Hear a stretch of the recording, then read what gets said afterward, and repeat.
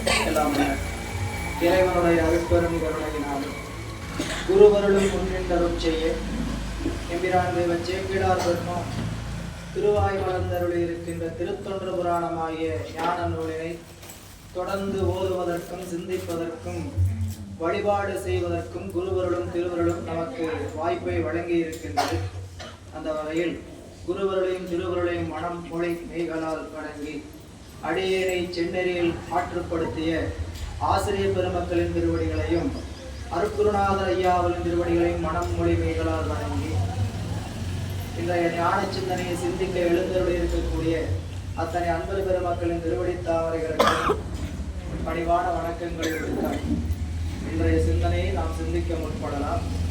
நண்பர்களே, நாம் எம்பிரான் திருஞான சம்பந்தமூர்த்தி நாயனாருடைய அருள் வரலாற்றை சிந்தித்துக் கொண்டிருக்கக்கூடிய நிலையில் பிள்ளையார் 4வது திருத்தல யாத்திரை நிறைவு செய்து சீர்காழி சிறுத்தலத்திற்கு திரும்பிய நிலையில் அவருக்கு 7 வயது நிறைவு பெறுகிறது. 7வது வயதில் அவருடைய மறையவர் குல மரபின் வழியாக மறையவர் குலம் என்பதனால உபநயனம் என்று சொல்லக்கூடிய பூநூல் சடங்கு நடைபெறுகின்ற நிலையில் மறையவர்கள் எல்லாம் அவருக்கு மந்திரங்களை எல்லாம் உபதேசம் செய்து எல்லா மந்திரங்களையும் உங்களுக்கு தந்தோம் என்று அருள் செய்த நிலையில் இந்த மந்திரங்களுக்கெல்லாம் என்ன பொருள் என்று பிள்ளையார் வினவ அவர்கள் எல்லாம் அதை பற்றி தெளிவுறாது இருந்த நிலையில் பிள்ளையார் எல்லா மந்திரங்களுக்கும் மூலமாக இருப்பது 5 எழுத்து மந்திரம்தான் என்று வேதங்களிலும் ஆகமங்களில் இருக்கக்கூடிய நிறைந்த பொருள்களை எல்லாம் விரித்து சொல்கிறார். அப்படி விரித்து சொன்னதை கண்ட அவருடைய சுற்றங்களாகிய வேதியர்களும் அந்த சடங்கை செய்ய வந்திருந்த மறையவர்களும் தங்களுக்கு அவரவருக்கு வேதத்திலும் ஆகமங்களிலும் என்னென்ன ஐயங்கள் இருந்தனவோ சந்தேகங்கள் இருந்தனவோ அவற்றையெல்லாம் பிள்ளையாரிடம் கேட்டு வினைவு தெளிவு பெறுகிறார்கள் என்கின்ற நிலையில நம்ம பார்த்தோம். பிள்ளையாரை எதிரில் காண்கின்ற தியான பொருள்களாக காண்கிறார்கள். பிள்ளையாரை எதிரில் பார்த்து எப்படி பார்க்குறாங்க? தியான பொருளாக பார்த்தேன் அப்படின்னு நம்ம அந்த 265வது பாடல் சிந்தித்திருந்தோம் இல்லைங்களா?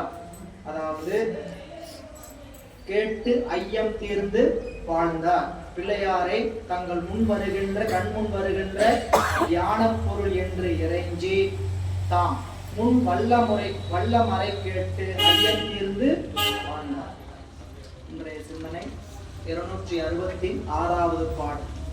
மந்திரங்கள் ஆன எல்லாம் அருளி செய்து மற்றவற்றின் வைதிக நூல் சடங்கின் வந்த சிந்தை மயக்கு உறும் ஐயம் தெளிய எல்லாம் சிந்தை மயக்குறும் ஐயம் தெளிய எல்லாம் செழுமறையோர்க்கு அருளே அவர் தெருளும் ஆற்றால் முந்தை முதல் மந்திரங்கள் எல்லாம் தோன்றும் முதல் ஆகும் முதல்வனார் எழுத்து 5 என்பார் அந்தியுள் மந்திரம் 5 எழுத்துமே என்று 5 எழுத்தின் திருப்பதிகம் அருளி செய்தார்.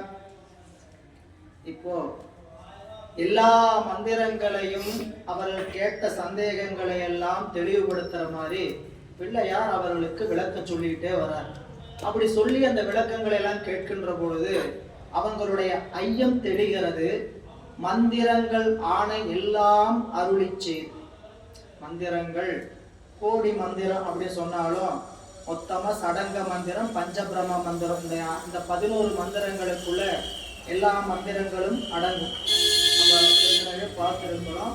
பூசையில நம்ம தொட்டு நம்ம உடம்பை அங்கநியாசம் செய்கின்ற பொழுதும் கரநியாசம் செய்கின்ற பொழுதும் பூசையில நம்மளுடைய உடம்பை சிவஹோமானை செய்கின்ற பொழுது மந்திர வகையால் தொடுவோம். அப்படி முதல் தொடும்போது குருநாதர் சொல்லி கொடுத்த 5 எழுத்து மந்திரத்தை தொட்டு நிறைவு செய்த பிறகு உச்சி, புருவமத்தி, நெஞ்சு, தொப்புள், கீழே முழந்தாள் இந்த 5 பகுதியை தொடும் பொழுதும் ஈசானம், தத்புருடம், அகோரம், வாமதேவம், சத்யோஜாம். இதுக்கு முன்னாடி பேஜ் எழுத்துலாம் இருக்கு, அதெல்லாம் நம்ம நூலில் கொடுத்துருப்பாங்க, விரிவாங்க பாருங்க. மந்திரங்கள் 5, பஞ்சபிரம்ம மந்திரம். 6 மந்திரம் சடங்க மந்திரம். இதயம், சிரசு, சிகை, கவசம், நேத்திரம், அத்திரம் என்று சொல்லக்கூடிய 6 மந்திரங்கள். இந்த மந்திரங்கள் எல்லாம் தொடுவதனால் அந்த மந்திரத்தினுடைய ஆற்றல் வழியாக நம்மளுடைய உடம்பு சிவம் விளங்குகின்ற உடம்பாக பாவிக்கப்படும். அதுக்கு பேர் தான் சிவோகம் பாவனை. எனவே அந்த வகையில மந்திரங்கள் ஆணையெல்லாம் அருளி செய்து வேதத்துல 3 பகுப்புகள் 3 பிரிவா பிரிச்சிருக்கிறாங்க வேதத்தை. வேதம் என்பது 3 பிரிவுகளாக பகுப்புகளாக பிரிக்கப்பட்டிருக்கிறது. என்ன? மந்திரம், பிராமணம், பிராமண விஷயம். மந்திரம், பிராமணம், பிராமண விஷயம். மந்திரம் என்பது என்னென்ன கிரியைகளுக்கு என்னென்ன மந்திரங்கள் எல்லாம் சொல்ல வேண்டும் என்கின்ற அமைப்பை உடையது மந்திர பகுதி. பிராமணம் என்பது இந்தந்த கிரியைகளை செய்க என்று சொல்லுகின்ற பகுதிக்கு பெயர் பிராமணம். அந்த சொல்லப்பட்ட கிரியைகளை செய்கின்ற முறையை சொல்கின்ற பகுதிக்கு பெயர் பிராமண விஷயம். வேதங்கள் 3 பகுதிகளாக பகுக்கப்பட்டிருக்கிறது. அது மந்திரங்கள், பிராமணம், பிராமண விஷயம். அதுல மந்திரங்கள் என்பது என்னென்ன கிரியைகளுக்கு என்னென்ன மந்திரங்கள் சொல்ல வேண்டும் என்கின்ற பகுதி. பிராமணம் என்பது அந்த கிரியைகள் என்னென்னு சொல்வது. பிராமண விசேடம் என்பது அந்த கிரியைகளை எவ்வாறு செய்வது என்கின்ற சொல்கின்ற பகுதி. இதுல மந்திரம் என்பது மிக நாம் ஏற்கனவே பார்த்திருக்கிறோம். ஒரு வழிபாடுல என்னென்னலாம் இருக்கணும்னு பார்த்தோம். மந்திரம், கிரியை, பாவனை. இந்த 3 சேர்ந்ததுக்கு பேர் தான் கிரியை, பூசை. வழிபாடுன்னா என்னன்னு கேட்டா மந்திரங்கள் இருக்கணும், கிரியை இருக்கணும், பாவனை இருக்கணும். இதுல 3ல எதுவுமே ஒண்ணு வெளிப்படாம இருந்தாலும் அந்த வழிபாடு நிறைவா இருக்காது. சரிங்களா? மந்திரத்தை உச்சரிக்கும் போது நல்லா உச்சரிச்சு சொல்லணும் பாடும் போது. அதே சமயம் அதை பாவிக்கின்ற உருவத்தை உள்ளே பாவிக்கணும், அதற்கு திருவருளை நினைக்கணும். கிரியை, அதை செய்கின்ற கிரியை அது முறையா செய்யணும். நம்மளுக்கு முத்திரைகள்லாம் சொல்லப்பட்டிருக்கிறோம். இந்த நேரத்துல ஆசமனம், அர்க்கியம், பாத்தியம் அப்படின்னு திருவடி நீர், உட்கொள்ள நீர், உச்சி குளிர் நீர், இது எல்லாத்துக்குமே அர்த்தம் இருக்கு. நீங்க என்னமோ அப்படியே நம்ம பூசையில இதெல்லாம் ஒரு சடங்கு இதெல்லாம் அப்படின்னு நினைச்சுக்க வேண்டாம். சரிங்களா? இப்ப முத்திரை காட்டுறோம், முத்திரை காட்டும் பொழுது முத்திரை காட்டுறோம் சாமி எழுந்தருள் பண்றோம். எழுந்தருள் பண்ணும்போது ஆதார சக்தி போற்றி, ஆமை இருக்கை போற்றி, அரவை இருக்கை போற்றி, சிம்ம இருக்கை போற்றி, யோக இருக்கை போற்றி, தாமரை இருக்கை போற்றி, சூரிய மண்டலம் போற்றி, சந்திர மண்டலம் போற்றி, அக்னி மண்டலம் போற்றி, சக்தி மண்டலம் போற்றி. ஆதார சக்தி அப்படின்னா இந்த உலகம் அனைத்திற்கும் இறைவன் தான் ஆதாரமாக இருக்கின்ற இடம். அந்த இடம் பாப்பையாக போகுது. ஆமை இருக்கை போற்றி.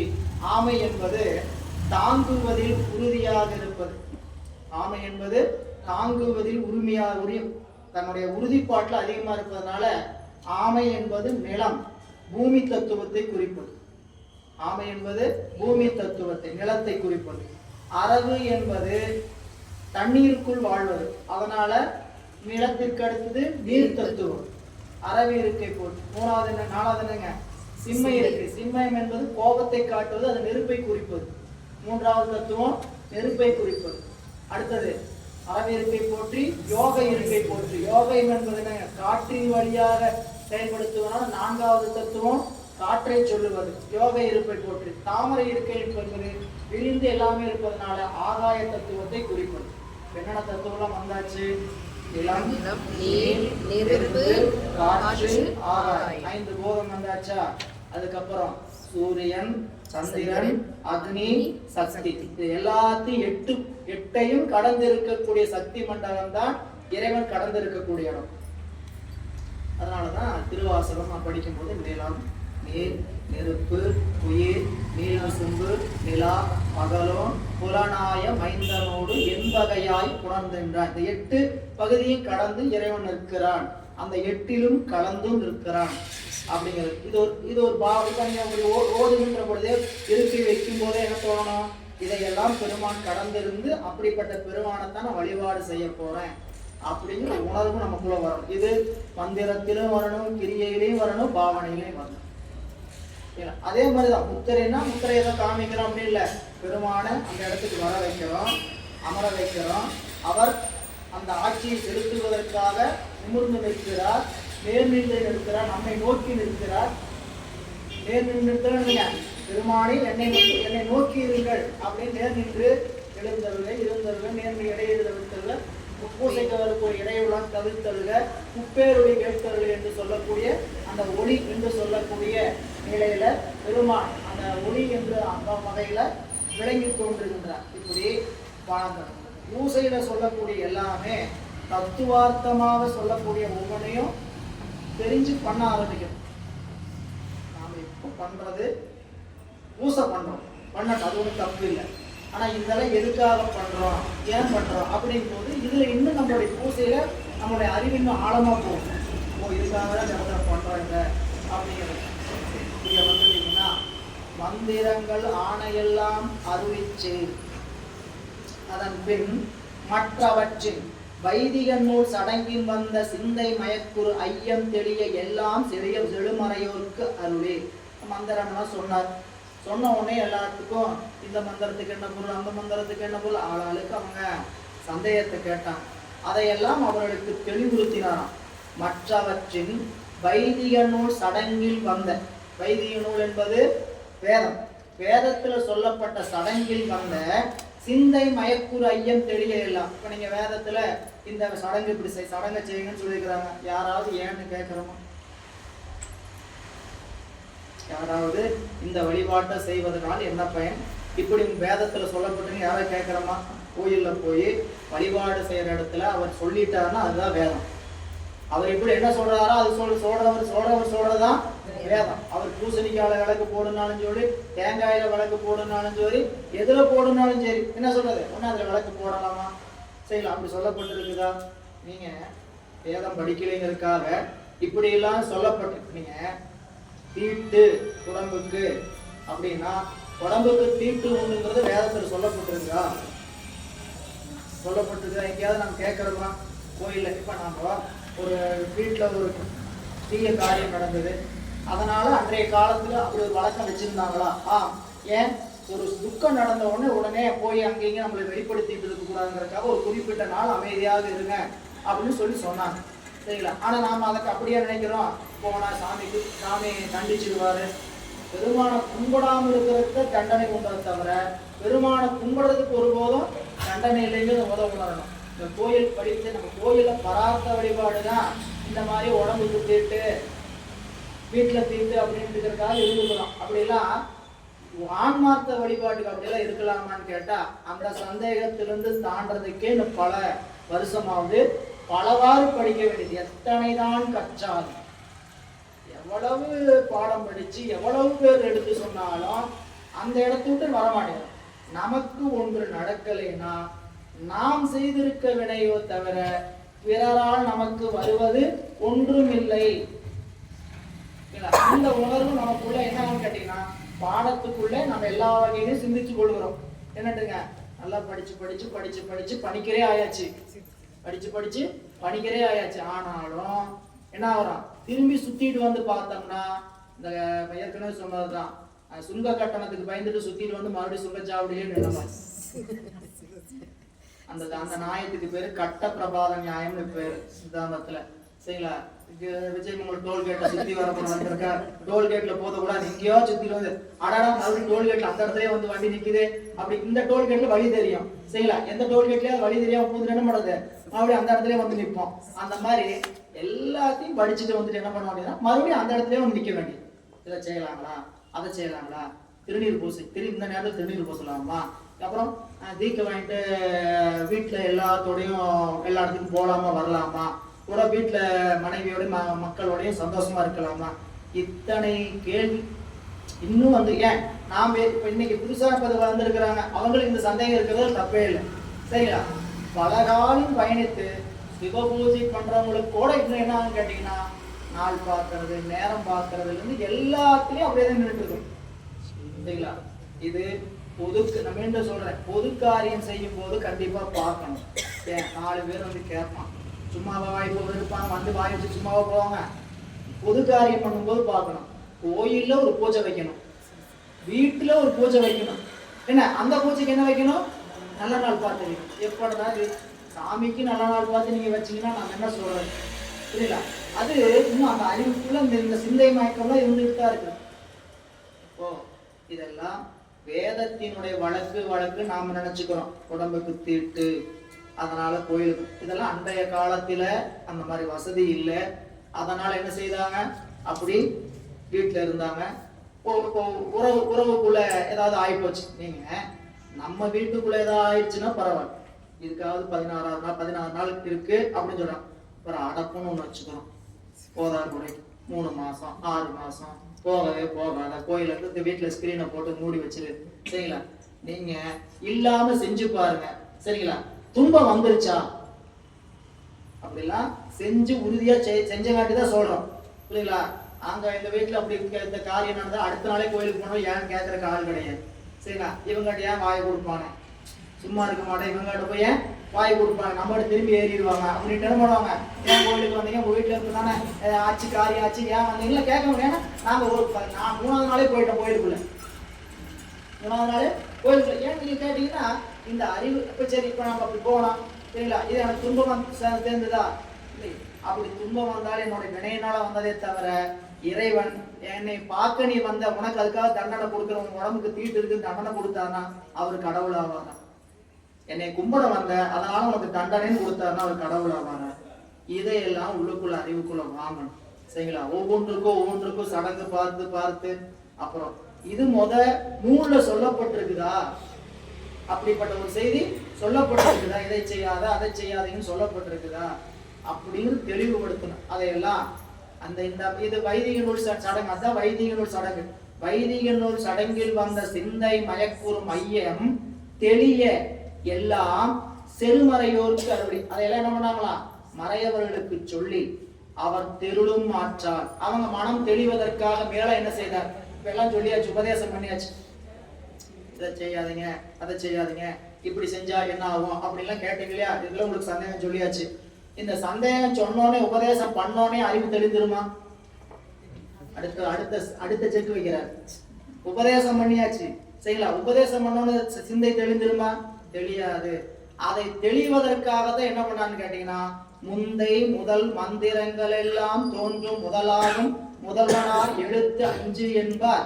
அந்தியுள் மந்திரம் 5 எழுத்துமே என்று 5 எழுத்தின் திருப்பதிகம் அருளை செய்தார்.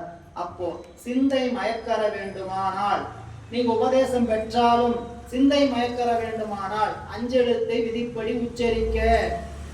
9ஆம் நூற்பால் 8ஆம் நூற்பால குருநாதர் 5 எழுத்து மந்திரத்தை உபதேசம் பண்ணியாச்சு. பண்ணிய உடனே பக்குவம் பெற்ற ஆன்மாக்கள் எல்லாம் இறைவனுடைய திருவடிக்கு போய்விட்டன. பக்குவம் பெறாத ஆன்மா மேலும் சாதனையில் ஈடுபட வேண்டும். எப்படி சாதனையில் நிற்கணும்? 9ஆம் நூற்பால் 8ஆம் நூற்பால குருநாதர் வந்தார். எதனால் வந்தார்? தவத்தினால் வந்தார். குருநாதர் வந்ததுக்கு காரணம் தவத்தினால். முர்ச்சை தவத்தார் வந்ததுக்கு காரணம் முதல் அதிகாரம் என்னதுங்க? முர்ச்சை தவத்த, தவத்தினில் உணர்த்த. நூற்பார் ஐம்புல வேடரின் அயந்தனை வளர்ந்தன தம்முதல் குருகுமார் தவத்தினில் உணர்த்த விட்டு அந்நியமின்மையின் அரண்காலல் செலுமே என்பது சூத்திரம். சூத்திரம் இன்முதலிற்றோயெனின் ஈண்டி ஆன்மாக்களுக்கு ஞானத்தை உணர்த்தும் முறைமையை உணர்த்துதல் முதலிற்று. ஞானத்தை எப்படி உணரணும் அந்த நூற்பாளர் சொல்ற. அப்படி சொல்லும் பொழுது இந்த ஆன்மாக்கள் அது சொல்லும் போது அதிகரணம் எப்படி வச்சிட்டான்னு கேட்டீங்கன்னா மாறி இருக்கும். 3வது அதிகரணம் தான் ஐம்புல வேடர் வரும். முதல் அதிகரணம் என்ன வந்து கேட்டீங்கன்னா முர்ச்சை தவத்தால். அப்ப முர்ச்சை தவத்தினால் உணர்த்துவார். யார் உணர்த்துவார்? தம் முதலே குருவுமாய் உணர்த்துவார். முர்ச்சை தவத்தால் குரு வருவார். யார் குருவாக வருவார்? தனக்கு இதுவாய் உள்ளே இருந்து உணர்த்தி வந்தவரே நம்ம முன்னாடி குருநாதராக வருவார். சரிங்களா? என்ன சொல்லுவார்? விற்று, இது உன்னை மயக்கிட்டு இந்த சிக்கிட்டு தவிக்கிற, விற்று. எல்லாரும் விட்டுருவோமா? விற்றுன்னு சொன்னாரு. அங்க பக்குவம் பெற்ற, எப்படிப்பட்ட பக்குவம்? அதிதீவிர பக்குவம் உடையவர்கள் எல்லாம் விட்டுட்டாங்க. விட்ட உடனே என்ன ஆயிட்டாங்க? அரண்கடல் செலுமே விட்டு அந்நிய மின்மையின் அரண்கடல் செலு. இவ்வளவுதான் நூற்பா. நூற்பாக்குள்ள தவம்னா என்ன, தவத்தை செய்வதனால என்ன கிடைக்கும், குருநாதர் யாராருக்கு எப்படி எப்படிலாம் வருவார், அடுத்தடுத்த அதிகரணம். அடுத்து சொல்லும் பொழுது ஐம்புல வேடல் சிக்கி இருந்தது, எப்படி சிக்கிட்டு மீண்டா எப்படி நாலாவது யாரும். அப்போ அறிவு தெளிவு பெறுவதற்கு உபதேசம் மட்டும் போதாது, சாதனை மிக மிக அவசியம். இங்க பகுதி பேரு தீக்க வாங்கியாச்சு, மந்திர உபதேசம் பண்ணியாச்சு, என்னால அறிவு தெளிவு பெற முடியலன்னா இன்னும் சாதனையில உரைத்து நிற்கலை.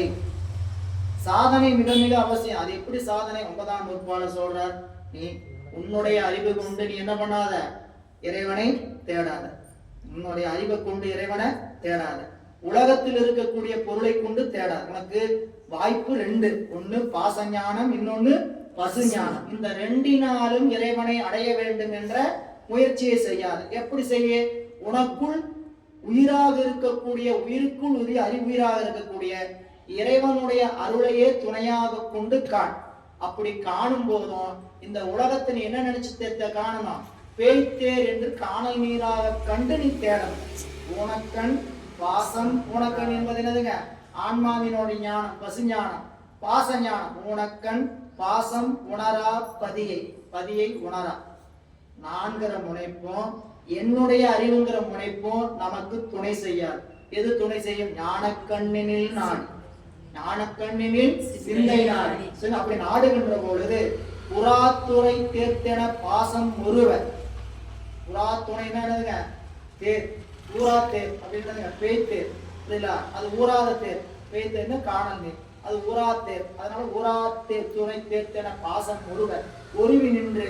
அப்படி நின்று சாதனை செய்வதனால தன் நிழலாம் பதி நமக்கு ஒரு இறைவன் எடுப்பார், அறிவுக்கு குளிர்ச்சியாக இருப்பார். அந்த அப்படிப்பட்ட இறைவனை விதிப்படி அஞ்செழுத்தை உச்சரிக்க. எதுக்கு சொல்ல வந்த? 4வது அதிகரணத்துல விதிப்படி உச்சரி. அது என்ன விதிப்படி உச்சரி? நம்ம விதிப்படியா உச்சரிக்கிறோம். நகைச்சுவையா சொல்லணும், விதியேன்னு உச்சரிக்க வேண்டியது. சொல்லியானும் 108 தடவை சொல்றாங்களே, அதனால 108 காலை 108 சாயங்காலம் 108 சொல்லுவோம் அப்படின்னு விதியேன்னு உச்சரிக்கிறது. விதிப்படி ஓதுகின்ற முறையும் நிற்கின்ற முறை. இப்ப இது வந்துங்க நம்மளுடைய அறிவு சோர்ந்து போகிறதுக்கான சார்ஜிங். அஞ்செழுத்து 2 நேரம் சொல்வது என்னன்னு கேட்டீங்கன்னா, உலக மயக்கத்துல அறிவு சோர்ந்து கொண்டே இருக்கும். அறிவு சோர்வதை அப்பப்போ நம்ம என்ன பண்றோம்? சார்ஜர் போடுறோம். அஞ்செழுத்து சொல்லும் பொழுது எப்படி சொல்றோம்? இந்த பஞ்சாக்கரத்தை, குருநாதரை நமக்கு சொல்லி கொடுத்த உபதேச மந்திரத்தை இறைவனின் குரு மத்தியில நிறுத்தி சொல்றோம். அப்படி சொல்லுகின்ற பொழுது அஞ்செழுத்தை சொல்ல சொல்ல சொல்ல நீங்க அஞ்செழுத்து சொன்னா போதும். நாம அஞ்செழுத்தை சொன்னா போதும், அங்க வேற எதையும் நினைக்கவே வேண்டாம். நான் அஞ்செழுத்து சொல்றேன், எதுக்காக சொல்றேன், இந்த அறிவுல இருக்கக்கூடிய மயக்கம் போறதுக்கு, அது எதுவுமே நினைக்க வேண்டியதில்லை. நீங்க சோப்பை போட்டு கழுவ ஆரம்பிச்சீங்கன்னா அழுக்கு தன்னை போல போகும். சரிங்களா? பாத்திரத்தை எடுத்துக்கிட்டோம், அழுக்கு இருக்குது, சோப்பு போட்டோம், அழுக்கு போறதுக்காக தேய்ச்சிட்டு இருக்கிறேன், அழுக்கு போறதுக்காக தேய்ச்சிட்டு இருக்கேன், அழுக்காக போறதுக்காக தேய்ச்சிட்டு இருக்கிறோம். தண்ணி ஊற்றி போட்டு சோப்பு போட்டு தேய்க்க வேண்டி தன்னை போல என்ன போகுது? அழுக்கு போக போகுது, துணியில அழுக்கு போக போகுது இல்லைங்களா? அப்போ அறுவையில் இருக்கக்கூடிய அந்த அழுக்கு சுத்தியாவது போல அறிவில் இருக்கக்கூடிய மலம் அஞ்செழுத்தை சொல்ல சொல்ல சுத்தியா. அதுதான் இங்க சொல்ல வந்தார். அவர் தெருளும் மாற்றாள். தெருளும் மாற்றாள்னா இவ்வளவு உபதேசம் பண்ணிய பிறகும் அவங்க மனம் தெளிவு பெறணும். அதற்கு என்ன பண்ணார் கேட்டீங்கன்னா அஞ்செழுத்தை கொடுத்தார். எப்படிப்பட்ட அஞ்செழுத்துங்கிறது தான் கடைசி 3 வரி.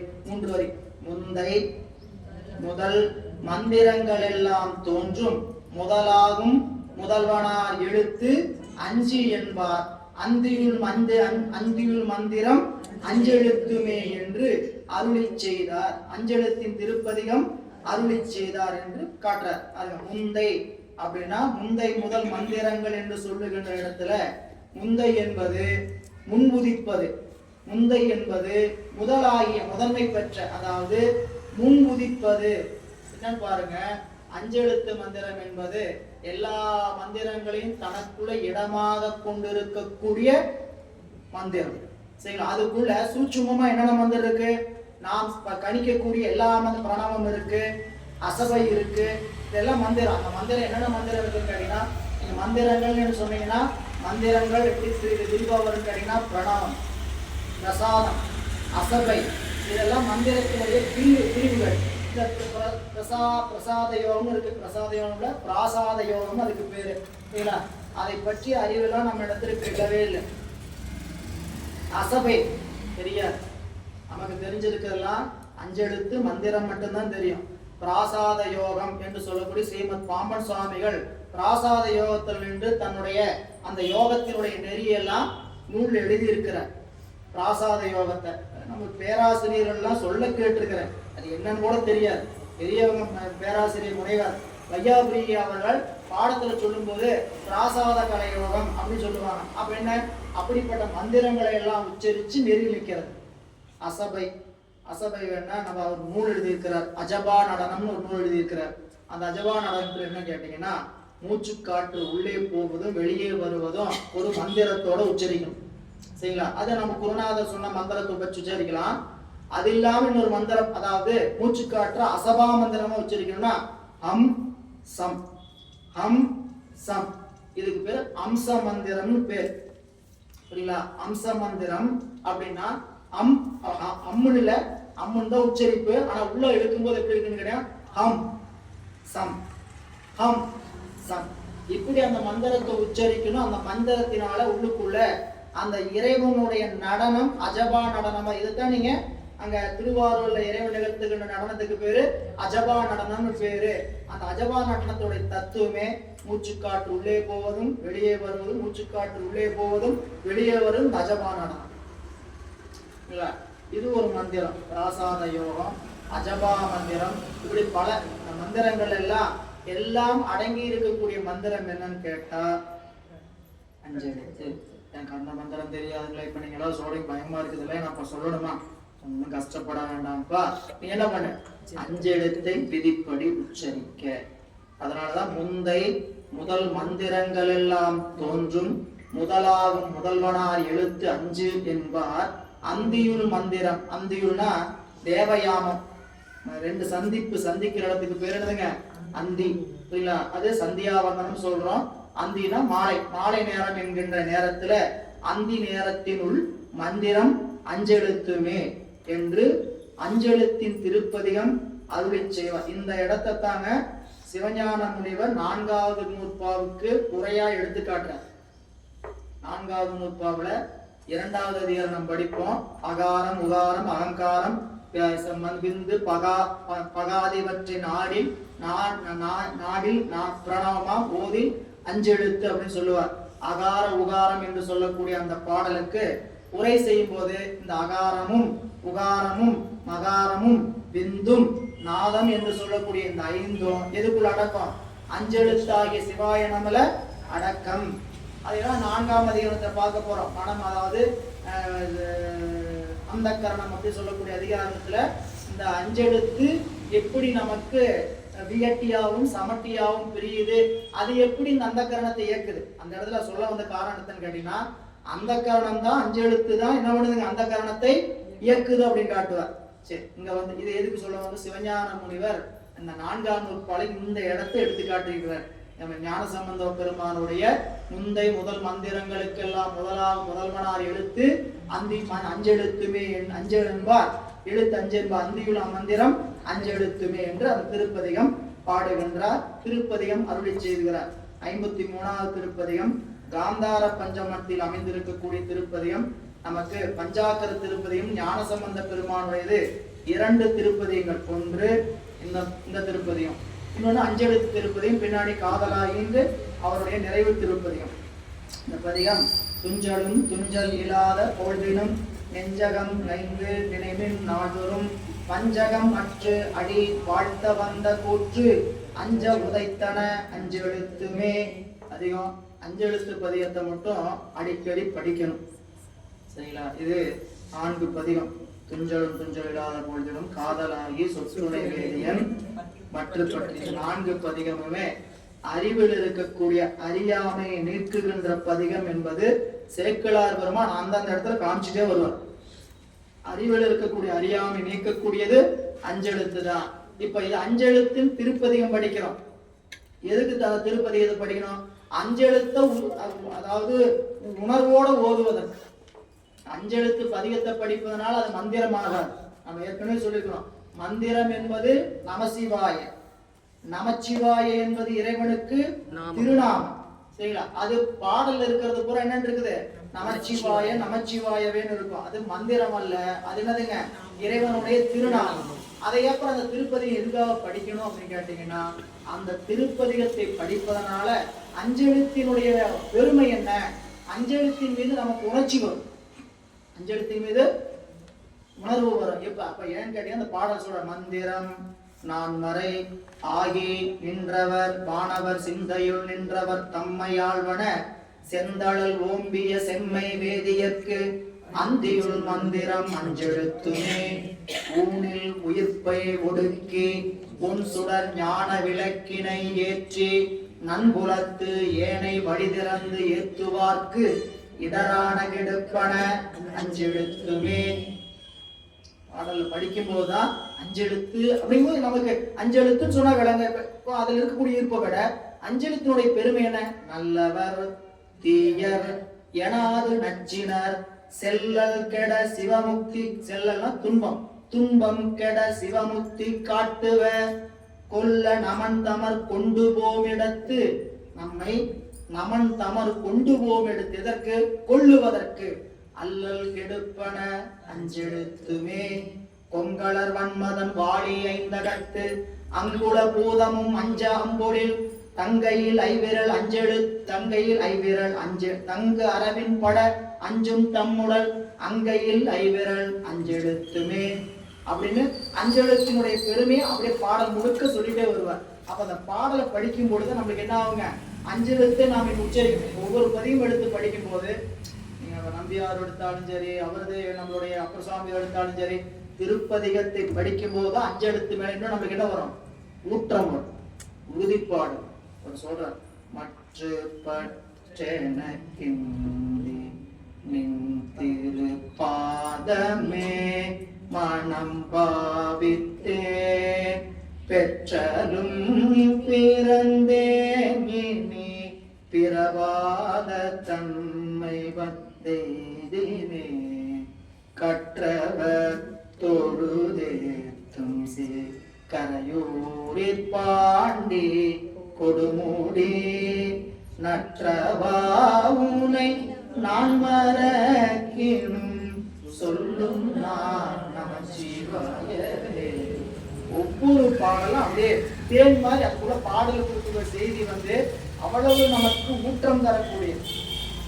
சாமிகள் சொல்லுகின்ற போது, இடக்கண் பட்டிருக்கினும் இறந்து யாரையும் விடுக்கிற்பிரான் என்று வினவுவோம் அல்லோம் அடுக்கல் கீழ் கிடக்கினும் அருளில் நாமுற்ற நடுக்கத்தை கெடுப்பது நமச்சிவாயவே. பாருங்க எவ்வளவு குறைப்பு பாருங்க. நான் துன்பத்தில் இருந்தாலும் வேற யாரிடத்திலும் போய் நான் என்ன பண்ண மாட்டேன், இதை கொடுங்கன்னு கேட்க மாட்டேன். நான் நடுக்கம் அடைந்தாலும் அஞ்செழுத்தை சொல்லிக் கொண்டிருப்பேன். அப்போ அதுதான் அஞ்சல். அப்ப என்ன, துன்பம் வந்த வேலையில நம்ம என்ன பண்ணணும்? அஞ்செழுத்தை உச்சரிச்சுக்கணும் அப்படின்னு நமக்கு உறுதி காட்டுறார். அப்போ முந்தை முதல் மந்திரங்கள் எல்லாம் தோன்றும் முதலாகும் முதல்வனார் எழுத்து அஞ்சென்பார் அந்தியும் மந்திரம் அஞ்செழுத்துமே என்றும் திருப்பதிகத்தை அருளி செய்கிறார் நாயனார். அத்தகமே பிள்ளையார் அருளி செய்ய அந்தணர்கள் அருள் தலைமேல் கொண்டு தாழ்ந்து சித்த மகிழ்வோடு சிறப்ப தாமும் தெய்வ திருத்தோணி அமர்ந்தாரை சென்று தாழ்ந்து மெய்த்த இசைப்பதிகங்கள் கொண்டு போற்றி விரை மலத்தால் மனம் கொண்டு மீண்டு போந்து பக்தருடன் இனிது அமரும் பண்பு கூட பரமதால் பணிந்து ஏத்தி பயிலும் நாளில். இவ்வாறு திருப்பதிகத்தை அருளி செய்து அந்தணர்கள் எல்லாம் அந்த அருளை தலைமையில் கொள்கிறார். பிள்ளையார் அருளி செய்த அந்த திருப்பதிகத்தை ஏற்று அஞ்சலித்தினுடைய அருமைப்பாடுகள்லாம் அறிந்து அதனை மனதார உட்கொண்டு தலைமையில் கொள்கிறார்கள். பிள்ளையாரை தாழ்ந்து சித்த மகிழ்வோடு சிறப்ப மனமகிழ்ச்சியோட அவங்க எல்லாம் இருக்க பிள்ளையார் தாமும் தெய்வ திரு தோணி அமர்ந்தாரை சென்று தாழ்ந்து. சரி, இப்ப உபதேசம் பெற்று அவர் செய்தாரே அந்த திருப்பதிகத்தை நம்முடைய தோணிபுரநாதரிடத்தில் சென்று மீண்டும் விண்ணப்பிக்கிறார். மெய்த்த இசைப்பதி என்று கொண்டு போற்றி மீண்டு போந்து திரைமலத்தால் மனம் கொண்டு மீண்டும் திரும்பி வந்து அடியார் பெருமக்களுடன் இனிது அமர்ந்து பண்பு கூட பரமதால் பணிந்தேத்தி பயில்கின்ற நாட்களில், சீர்காழியில வாழ்ந்து கொண்டிருக்கக்கூடிய நாட்களில் அரசுகள் என்று நம்மளுடைய அப்பர் பெருந்தலையினுடைய முதல் சந்திப்பு நிகழ்கிறது. பந்தனை மில் விரலாலும் பரமரும் பாய்விடை மீது வந்து பொன் பல்லத்து அளித்த வரம்பில் ஞானத்து அமுது உண்ட சிந்தமிழ் ஞான சம்பந்தர் திறம் கேட்டு இறைஞ்சதற்கு ஆக அந்தனர் புந்தராய் தன்னில் அணைந்தனர் நாவுக்கரையர். பிள்ளையார் இப்படி இருந்து கொண்டிருக்கக்கூடிய நாட்கள்ல அவருடைய வரலாற்று விரிவா சொல்லியிருப்பார். தில்லையில நம்மளுடைய மிரான் அப்பர் பெருந்தகை கூத்த பெருமானை வழிபாடு செய்து அங்க இருக்கக்கூடிய நாட்கள்ல அங்க இருக்கக்கூடிய அடியார்கள் எல்லாம் கூறுகிறார்கள். அருகில சீர்காழி என்று சொல்லக்கூடிய திருத்தலம் இருக்கு. அந்த திருத்தலத்துல பெருமானுடைய அருளை பெற்றிருக்கக்கூடிய நிலையில 3 வயதில் இறைவி வந்து செம்பொன் வள்ளத்தில் ஞானப்பால் ஊட்டி அதன் வாயிலாக இறைவனுடைய பெருமைகளை உலகுக்கு உணர்த்தி கொண்டிருக்கக்கூடிய ஞானசம்பந்தர் என்கின்ற பெருமகனார் இதோ இங்க அருகாமையில் இருக்கக்கூடிய திருத்தலத்துலதான் இருக்கிறாருங்கிற செய்தியை கேட்கிறார். இந்த செய்தி எப்படிப்பட்ட செய்தி? திறம் கேட்டு நல்ல செய்திங்கிற இந்த செய்தி எப்படிப்பட்ட செய்தி?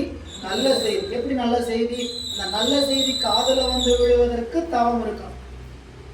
சொல்ற பந்தனை மெல் விரலால், பந்து போன்ற விரல் நம்முடைய மணிவாசக பெருமான் பந்தனை மெல் விரலால் பங்கனி அல்லால் பற்று நான் மற்றிலேன் கண்டாய். பந்து போல விரலா ஒரு பக்கம், இன்னொரு பக்கம் உலகை ஆளுகின்ற அம்மை. பந்துங்கிறது எதை சொல்லுகிறது? உலகமாகிய உருண்டையை சொல்றார். அப்படிப்பட்ட உலகத்தை ஆளுகின்ற அம்பிகையும் பரமரும் பாய் விடை மீது பாய்ந்து வருகின்ற விடைவாகனத்தின் மீது எழுந்தருளி வந்து பொன் வள்ளத்து தங்க கிண்ணத்து அளித்த வரம்பில் ஞானத்து அமுதுண்ட. அந்த ஞானம் எப்படிப்பட்ட ஞானம்? வரம்பில்லாத ஞானம். நம்மளுடைய ஞானம் தான் அறிவு. சரிங்களா? அறிவுக்கும் ஞானத்துக்கும் ஒரு சின்ன இடைவெளி இருக்குது. நம்ம அறிவையும் ஞானத்தையும் ஒட்டுக்கா போட்டு குழப்பிக்க கூடாது. சரிங்களா? ஆனாலும் ஞானம் என்றால் அறிவு. நம்மளுடைய அறிவு எப்படிப்பட்ட அறிவுன்னு கேட்டீங்கன்னா வரம்புடைய இன்ப அறிவு. நம்ம அறிவுக்கு எவ்வளவு எட்டுமோ அவ்வளவுதான் எட்டும். என்னதான் போட்டு உருண்டாலும் இயல்பிலேயே இருக்கக்கூடிய ஞானம் தான் பிரகாசிக்கும். உள்ளது சிறக்கும் இல்லது தோன்றாது என்பது சித்தாந்தம். சத்தியாதிகம் உள்ள இருக்கும். நம்மளுடைய அறிவுக்குள்ள அந்த புத்தி தத்துவத்தை நம்முடைய திறமெல்லாம் இருக்கும். அதை தூண்டி விடுகின்ற பொழுது அது சிலருக்கு அந்த உண்மையிலே உள்ள இருக்கிறதுனால என்ன ஆகும்? வெளிப்படும். அவங்களுக்கு முடியுது, நம்மளுக்கு முடிய மாட்டேங்குது, அவங்களால நடக்குது, இதெல்லாம் இல்லை. நமக்கு உள்ளதுதான் தோன்றும், இல்லது வராது. அப்போ அம்பிகை கொடுத்த ஞானம் எப்படிப்பட்ட ஞானம்? வரம்பில்லாத ஞானம். வரம்பில்லாத ஞானம் என்பது அறிவு வெளியோடு கலந்திருப்பது. அந்த வரம்பில் ஞானத்து அமுது உண்டு. அவர் உண்ட ஞானத்துக்கு பேரு, அவர் உண்ட உணவுக்கு பேரு என்னன்னு சொல்லுகிறார்? ஞான போனகம். அந்த உணவுக்கு பேரு ஞான போனகம். நாம சாப்பிடுற உணவுக்கு அப்படியே ஆப்போசிட் ஊன போனகம். நாம சாப்பிடுற உணவெல்லாம் உடம்புக்கான உணவு. சரிங்களா? உயிருக்கான உணவு சாப்பிட இல்ல. உயிருக்கான உணவு சாப்பிடலன்னு சொல்லக்கூடாது. அறிந்துன்னு சாப்பிடல. நாம இன்னும் இந்த உணவு, இந்த இறைவனை நாடுகின்ற அறிவுல உயிருக்கானது இது, இது உயிருக்கானது, இதை நாம என்ன பண்ணணும்? நிறைய எடுத்துக்கணும் அப்படின்ட்டு அறிவுக்குள்ள ஏற்படுத்தி கொண்டு செய்தால் அது பேர் என்னதுங்க? அதுவும் ஞான போனகம். இது இறைவி உண்டு வந்து அந்த பரஞானத்தையும் அபரஞானத்தையும் குலைத்து ஊட்டியதனால் வரம்பில் ஞானமாகிய அமுது உண்டவர். அப்படிப்பட்டவர் செந்தமிழ் ஞான சம்பந்தர் இருக்கின்ற அந்த நல்ல செய்தியை கேட்டு இருக்கிறான்னு தெரிஞ்சிருச்சு. என்ன பண்ணாங்களா? எதுக்கு வந்தார்? இறைஞ்சதற்காக, பிள்ளையாரை வணங்கி விட்டு செல்ல வேண்டும் என்பதற்காக வருகிறார். வந்து வர்றது எதுக்காக கேட்டீங்கன்னா, அவர் வந்து இப்படி எப்படி அருள் பண்றீங்க, உங்களுக்கு எப்படி நடந்தது, இதெல்லாம் பேசல. இப்படிப்பட்டவர் ஒருத்தர் வணங்கிக்கணும். நல்லாரை காண்பதும் நன்றி, நல்லாரை காண்பதும் இப்போ பல முறை எடுத்து சொன்னதுதான், நம்மளால வாய்ப்பு இருக்கும்னா நம்மளுடைய பெருமக்கள் வர்றாங்கன்னா அந்த இடத்துல போய் ஒரு வணக்கம், ஒரு தரிசனம் செய்யலாம். இது எதுக்காகன்னு கேட்டீங்கன்னா நம்மளுடைய அறிவு மேம்படுவதற்காக. அதனாலதான் பையார் நல்லாரை காண்பதும் நன்று அப்படின்னு வச்சாங்க. அப்போ அந்த திறம் கேட்டு இறைஞ்சதற்காக அந்தனர் பூந்தராய் தன்னில், அதாவது பூந்தராய் சீர்காழி தன்னில் அணைந்தனர் நாவுக்கரையர். சீர்காழியை நோக்கி பயணித்து வருகிறார் எம்பிரான் திருநாவுக்கரசர். இந்த திறம் கேட்டு வாக்கின் பெருவிரல் மன்னர் வந்தணைந்தார் எனக் கேட்டு பூக்கமல் வாசத்தடம் சூழ் புகழிப் பெருந்தகையாரும் ஆக்கிய நல்வினை போரு என்று அன்பர்குழாத்தொடு ஏறி ஏற்கும் பெருவிருப்போடு எதிர்கொள்ள எய்தும் பொழுதில். இப்போ இந்த செய்தியை பிள்ளையாருக்கு தெரிய வருகிறது. அடியாரும் சொல்றாங்க, இந்த மாதிரி நம்ம உங்களை பார்க்கறதுக்காக தில்லையிலிருந்து அப்பர் சுவாமிகள் வருகிறார்னு சொன்னோன்னே, அந்த செய்தி எப்படிப்பட்ட செய்தினா, ஆக்கிய நல்வினை பேரே. எதனால் அவர் நம்மை நோக்கி வருகிறார்? எனக்கு நல்ல தவம் இருக்கு, நான் இறைவன் அருள் பெற்று இருக்கிறேன், அதனாலதான் என்னை பார்க்க வர்றாருன்னு சொல்லு. நாம் ஆக்கிய நல்வினை பேரு, நாம் செய்திருக்கக்கூடிய முர்ச்சை தவம். இந்த முர்ச்சை தவத்தினால் கிடைக்கக்கூடியது எதெல்லாம்? அந்த நம்ம திறமையினால கிடைக்கிறது அல்ல. இப்போ ஒரு இடத்துல நம்ம மீண்டும் மீண்டும் அடிக்கடி சிந்தித்து பார்க்க வேண்டியது என்ன கேட்டீங்கன்னா, நான் இன்று இந்த இடத்துல அமர்ந்திருப்பது முர்ச்சை தவத்தினால். இந்த தவம் கூட வேண்டுமானால் இன்று மீண்டும் தவத்தை செய்யணும். இங்க நம்ம முந்தானத்து ஒரு இதில் சொல்லும்போது சொன்னேன் சரிங்களா, நம்ம கையில பெரிய புராண புக்கு இருக்கு அப்படின்னா அது புத்தகம் கையில் இருக்கிற அளவுக்கு மட்டும் தவம் இருக்குன்னு புரியுங்களா. அந்த புத்தகத்தை எடுத்து இங்க சேர்றோம்னா சேர அளவுக்கு தவம் இருக்கு. புரியல, எனக்கு படிக்க தெரியாதுங்க, புத்தகம் மட்டும் வச்சிருக்கிறேன், எனக்கு என்ன தவம் இருக்கு? புத்தகத்தை வச்சிருக்கிற அளவுக்கு தவம் இருக்கு. புரியல, இங்க படிக்கிறோம், படிக்கிற அளவுக்கு தவம் இருக்கு. படிச்சது எனக்கு புரியுது, பாடத்துல இந்த இடத்துல எதான் சொல்றாங்க அப்படின்னு புரியுதுன்னா அதுக்கு தவம் இருக்கு. புரிஞ்ச வழி நிற்கிறதுக்கு முடியுதுன்னா அதுக்கு மேல தவம் இருக்கணும். தவம் ஒவ்வொன்றுக்கும் தவம் கூடிக்கொண்டே போகுது.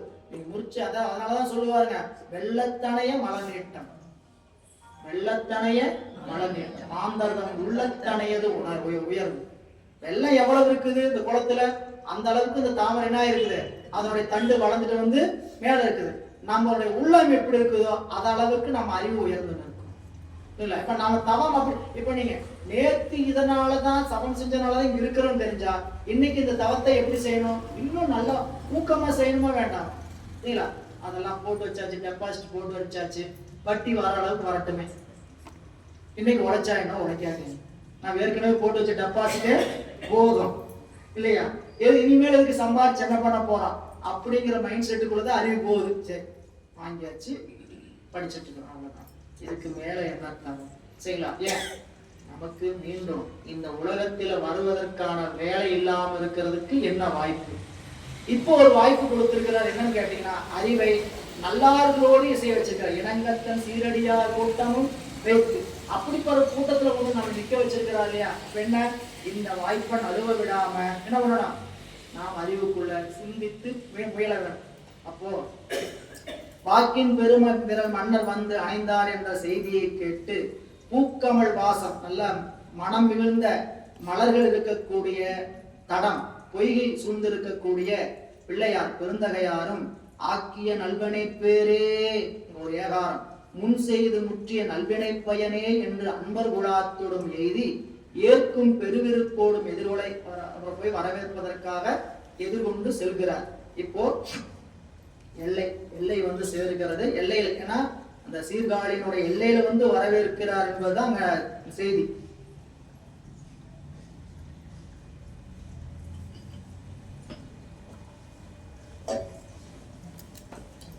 சிந்தையடையரா பேரன்பும் திருமேனி தன்னில் அசைவும் கந்தை மிகையாம் கருத்தும் கையில் உழவாரப்படையும் வந்திழி கண்ணீர் மழையும் வடிவில் பொலி திருநீரும் அந்த மிலா திருவேடத்து அரசும் எதிர் வந்து அணைய. அருமையான ஒரு சொல் ஓவியம். சேக்கிழார் பெருமான் பிள்ளையாரை, அதாவது அப்பர் சுவாமிகளை எப்படி எப்படி எல்லாம் கண்டிருக்கிறார். இப்போ இந்த பாடலை சொல்லுகின்ற இடம் என்னன்னு கேட்டீங்கன்னா, பிள்ளையார் சேக்கிழார் பெருமானுடைய உருவத்தை எப்படி கற்பனை நினைச்சு வச்சிருந்தாலும் அது முன்னாடி பார்த்துட்டாங்க. அடியார் வேடம் எப்படி இருக்கும், அடியார் கூட்டத்தோட வேடம். பிள்ளையார் திருநாவுக்கரசு பெருமான பார்த்தது எப்படி பார்த்தான்னு கேட்டீங்கன்னா, அடியாருடைய வேடமா பார்க்கலையாம். அடியார் கூட்டமெல்லாம் சேர்ந்து இருக்கக்கூடிய ஒரு கூட்டத்தினுடைய தொகுதி வேடம் எப்படி இருக்குமோ அப்படி யார் நிக்கிறாங்க, அப்பர் சுவாமி நிக்கிறாங்க. தனி ஒருத்தர் இல்லை, ஒரு திருக்கூட்டமே சேர்ந்து இருந்தா எல்லா பண்பும் எப்படி நிறைந்திருக்குமோ அப்படி ஒருவரை நேரில் சந்திக்கிறாங்க. உரையாசிரியர் சிவபெருமானியா அப்படிதான் எழுதுகிறார் பாருங்க. சிந்தை என நம்ம அப்பர் சுவாமிகளுடைய அந்த அவருடைய பொழிவை 3 இடத்துல நாம் பார்க்கிறோம். ஒன்று, அப்பர் சுவாமிகளை பாதிரிப்புலியூர் மக்கள் கண்டது. பாதிரிப்புலியூர்ல அவர் கரையேறுகின்ற போது அவங்க பாதிரிப்புலியூர் மக்கள் எல்லாம் கண்டது ஒன்று. திருவாரூர் அடியார்கள் கண்ட கோலம் ஒன்று. இப்போ திருநாவுக்கரசு பெருமானை சீர்காழியில நம்மளுடைய பிள்ளையார் கண்ட கோலம். 3 வகையான விஷயத்தை சொல்ல வரும். சரிங்களா? அங்க நீங்க பார்க்கும்போது தூய திருநீர் துறைந்திலங்கு மேடி காண்பார். எங்க பாதிரி புலிகளை வெளியே ஏன்னா தன்னுடைய தமக்கையார்கிட்ட திருநீர் வச்சு சூளை நோய் நீங்க பெற்றதுனால திருநீரை குடித்துட்டு தொடங்குவார். புரியல? 2வது இடத்துல திருவாரூரை பார்க்கும்போது தொண்டர்கள் முன்னாடி பார்க்கும்போது அங்க மார்பார பொலி கண்ணீர்னு ஆரம்பிப்பார். ஒவ்வொரு இடத்துக்கும் ஒரு வேறுபாடு காட்டார் சேக்கிழார். ஏன்னு கேட்டீங்கன்னா, முதல்ல திருநீற்றினுடைய பெருமையின் காரணமாக தப்பிச்சு வந்தார் கடல்ல இருந்து அப்படின்னு சொல்றதுக்கு, 2வது தொண்டரை பார்க்கும்போது எப்படி பார்த்தாருன்னு கேட்டீங்கன்னா மார்பார பொலி கண்ணீர். இதையெல்லாம் உள்ளடக்கினது யாருன்னு கேட்டீங்கன்னா, அப்பர் சுவாமிகளுடைய உருவத்தை ஞானசம்பந்த பெருமான் உள்ளத்துல என்ன நினைச்சிருந்தாரோ அதை நேர்ல பார்த்துட்டார். இவர் அதுக்கு ஏற்கனவே கேள்விப்பட்டிருக்கிறாரு. திருநாவுக்கரசன் ஒருத்தர் இறைவனால் ஆட்கொள்ள பெற்றவர். அப்படிப்பட்ட ஒருவரா எப்படி இருப்பார்? இதோ சொல்ல ஓவியத்துல சிந்தை இடையரா பேரன்பு, இடையறாத பேரன்பு, இடையில அத்து போகாத பேரன்பு. இடையரா பேரன்புங்க, இடைவெளி இல்லாத பேரன்பு. இடையரா பேரன்புன்னா தைலத்தை ஊத்தனம்னா எப்படி இடைவெளி இல்லாம இருக்குமோ அப்படி அன்பு இருந்துகிட்டே இருக்கிறது பெருமாங்க. சிந்தை இடையரா பேரன்பு இல்ல, இடைவெளி என்பது இல்லாத அன்பை செலுத்துபவர். இடைவெளினா எப்படி? எந்த சூழல்லையும் அந்த பெருமானுடைய நீங்க இடைவெளினா உறங்கும் போது என்னாச்சு? உறங்கும் போது என்னாச்சு? உறக்கத்துக்குள்ளேயும் அந்த சிந்தனை தொடரணும்னா எங்க இருக்கணும்? நனவுல 100% இருக்கும். புரியுங்களா? இது இருக்குமா இல்லையாங்கிறது அந்த தூக்கத்துல அப்படிப்பட்ட அனுபவத்தை அனுபவிச்சு தான் தெரியும். சரிங்களா? நாம தூக்கத்துக்குள்ளதான் போயிருக்கிற மாதிரி தெரியும். ஆனா அந்த திருவருளுடைய உணர்வு நம்மளை விட்டு போகவே போகாது. அதுதாங்க அந்த சிந்தை இடையரா பேரன்பும் திருமேனி தண்ணில் அசைவு. இது அந்த பக்தி இலக்கணத்திற்கான முழு வெளிப்பாடு. உடம்புல அசைவு என்பது இவருடைய வயசாகி போச்சு. இப்போ ஞானசம்பந்த பெருமான் அவர் பார்க்க வருகின்ற காலம் 70, 68 70க்குள்ள ஞானசம்பந்தரை அவர் சந்திக்கக்கூடிய காலம். அந்த காலத்துல அவருக்கு நடுங்கிட்டு வந்தாரு, வயசாகி போச்சு அப்படின்னு இல்லை. அவருடைய உடம்பு என்னாச்சுன்னு கேட்டீங்கன்னா, எப்பயும் அந்த பணிவு காரணமாக அந்த ஒரு அசைவு இருக்குமா இல்லையாங்கிறது அப்படிப்பட்ட தொண்டர்களை ஒரு நாள்ல நீங்க நேர்ல பார்க்கும் போது தான் அனுபவிப்பீங்க. சரிங்களா? அவங்க நிமிர்ந்து நிற்க மாட்டாங்க. தொண்டர்கள், அடியார்கள், உழைப்பு இருக்கக்கூடிய ஒரு சிலர் பார்ப்பீங்க. பார்க்கும்போது அப்படின்னா தன்னுடைய பெரியவங்கிட்ட முன்னாடி நிற்கும் போது உடம்பு என்ன பண்ண மாட்டாங்க, நிமிர்ந்து கூட நிற்க மாட்டாங்க. எல்லாம் அடியார்ல பார்க்கக்கூடிய காலத்துல பார்த்துக்கலாம். சரிங்களா? ஏன்னு கேட்டீங்கன்னா நாம அப்படி யாராவது சந்திச்சுக்கலாம். நீங்க அந்த தொண்டை நாட்டு யாத்திரை வந்தீங்களான்னு தெரியல, யார் தொண்டை நாட்டு யாத்திரை வந்தவங்கன்னு தெரியல. அப்போ பூமம்னு ஒரு தலம் பார்த்தோம். முதல் தலம் பூமம் என்று சொல்லக்கூடிய திருவிற்கோலம். காலையில 4 மணிக்கு போய் சேர்ந்தோம். ஐயா அவர்கள் நம்ம உணவு சொல்ல நமக்கு 2 நேரம் எடுத்து கொடுத்தாருன்னு பார்த்தேன். இங்க இருக்கிறவங்க வந்தீங்களான்னு தெரியல. அவன் அப்படி அந்த அவர் எப்படி நடந்துகிட்டார் நம்ம போற வரையும் நீங்க பார்த்துருக்கணும். புரியல? நிமிர்ந்து கூட பேசாம உடம்பு அப்படியே ஒரு பணிவோடு இல்லையா? அதுதான் தொண்டர்களிடத்தில் இருக்கக்கூடிய அந்த உயர்ந்த லட்சம். சரிங்களா? அப்படி வாழ்ந்து இருக்கக்கூடிய நிலையை பார்க்கிறோம். இங்க அதெல்லாம் எடுத்து காட்டுகின்ற அரசு. இவர் யாரு? எதுக்கு அரசு? திருநாவுக்கு மட்டும் அரசு அல்ல, நாவுக்கு மட்டும் அரசு அல்ல, வேடத்துக்கும் அரசு. அடியார்கள் எப்படி இருக்க வேண்டுகின்ற வேடத்திற்கும் அரசு. எப்படிங்க இருக்கணும்? சிந்தை இடையரா பேரன் திருமேனி நன்னில் அசைவு. திருமானே அடியார்களே அப்படின்னு கண்டா, சிந்தையில அடியார்களை கண்டவங்க உடம்புல என்ன ஆகுது? அந்த பணிவு. அதை சொல்லும் போது நம்மளுடைய மணிவாசகர் பெருமான்னு சொல்றார். அது மணிவாசகர் சொல்லும் போது, இறைவா உன்னை நினைக்கும் போது என் உடம்பு அப்படி ஆகணுங்கிற. சரிங்களா? அவரோட இறைவனுக்கு போகம் வேண்டி வெண்டிலேன் புறந்தராதி இன்பமும் ஏகனின் கடல் இணையலாதிலேன் என் எம்பிராம் ஆகம் விண்டு கம்பம் வந்து குஞ்சி அஞ்சலிக்கனே. ஆகம் விண்டு அப்படின்னு என்னதுங்க? ஆகம்னா உடம்பு, நெஞ்சு ரெண்டா பொழந்திருக்கணுமா. ஆகம்னா நெஞ்சு, நெஞ்சு ரெண்டா பொழந்திருக்கணும். இப்ப நினைக்கும் போது ஆகம் விண்டு கம்பம், கம்பம்னா நடுக்கம், கம்பம் வந்து குஞ்சி அஞ்சலிக்கனே. கை எங்க போயிடணும்? தலைக்கு மேல போயிடணும். குஞ்சி அப்படின்னா தலை, தலைக்கு மேல அஞ்சலிக்கனே. ஆக என் கை கண்கள் தாரையாக தாராயனே. என் கண் என்ன வரணும்? தண்ணி தார தாரையா வரணும். அந்த இடத்துக்கும் இந்த இடத்துக்கும் எந்த மாற்றமும் கிடையாது.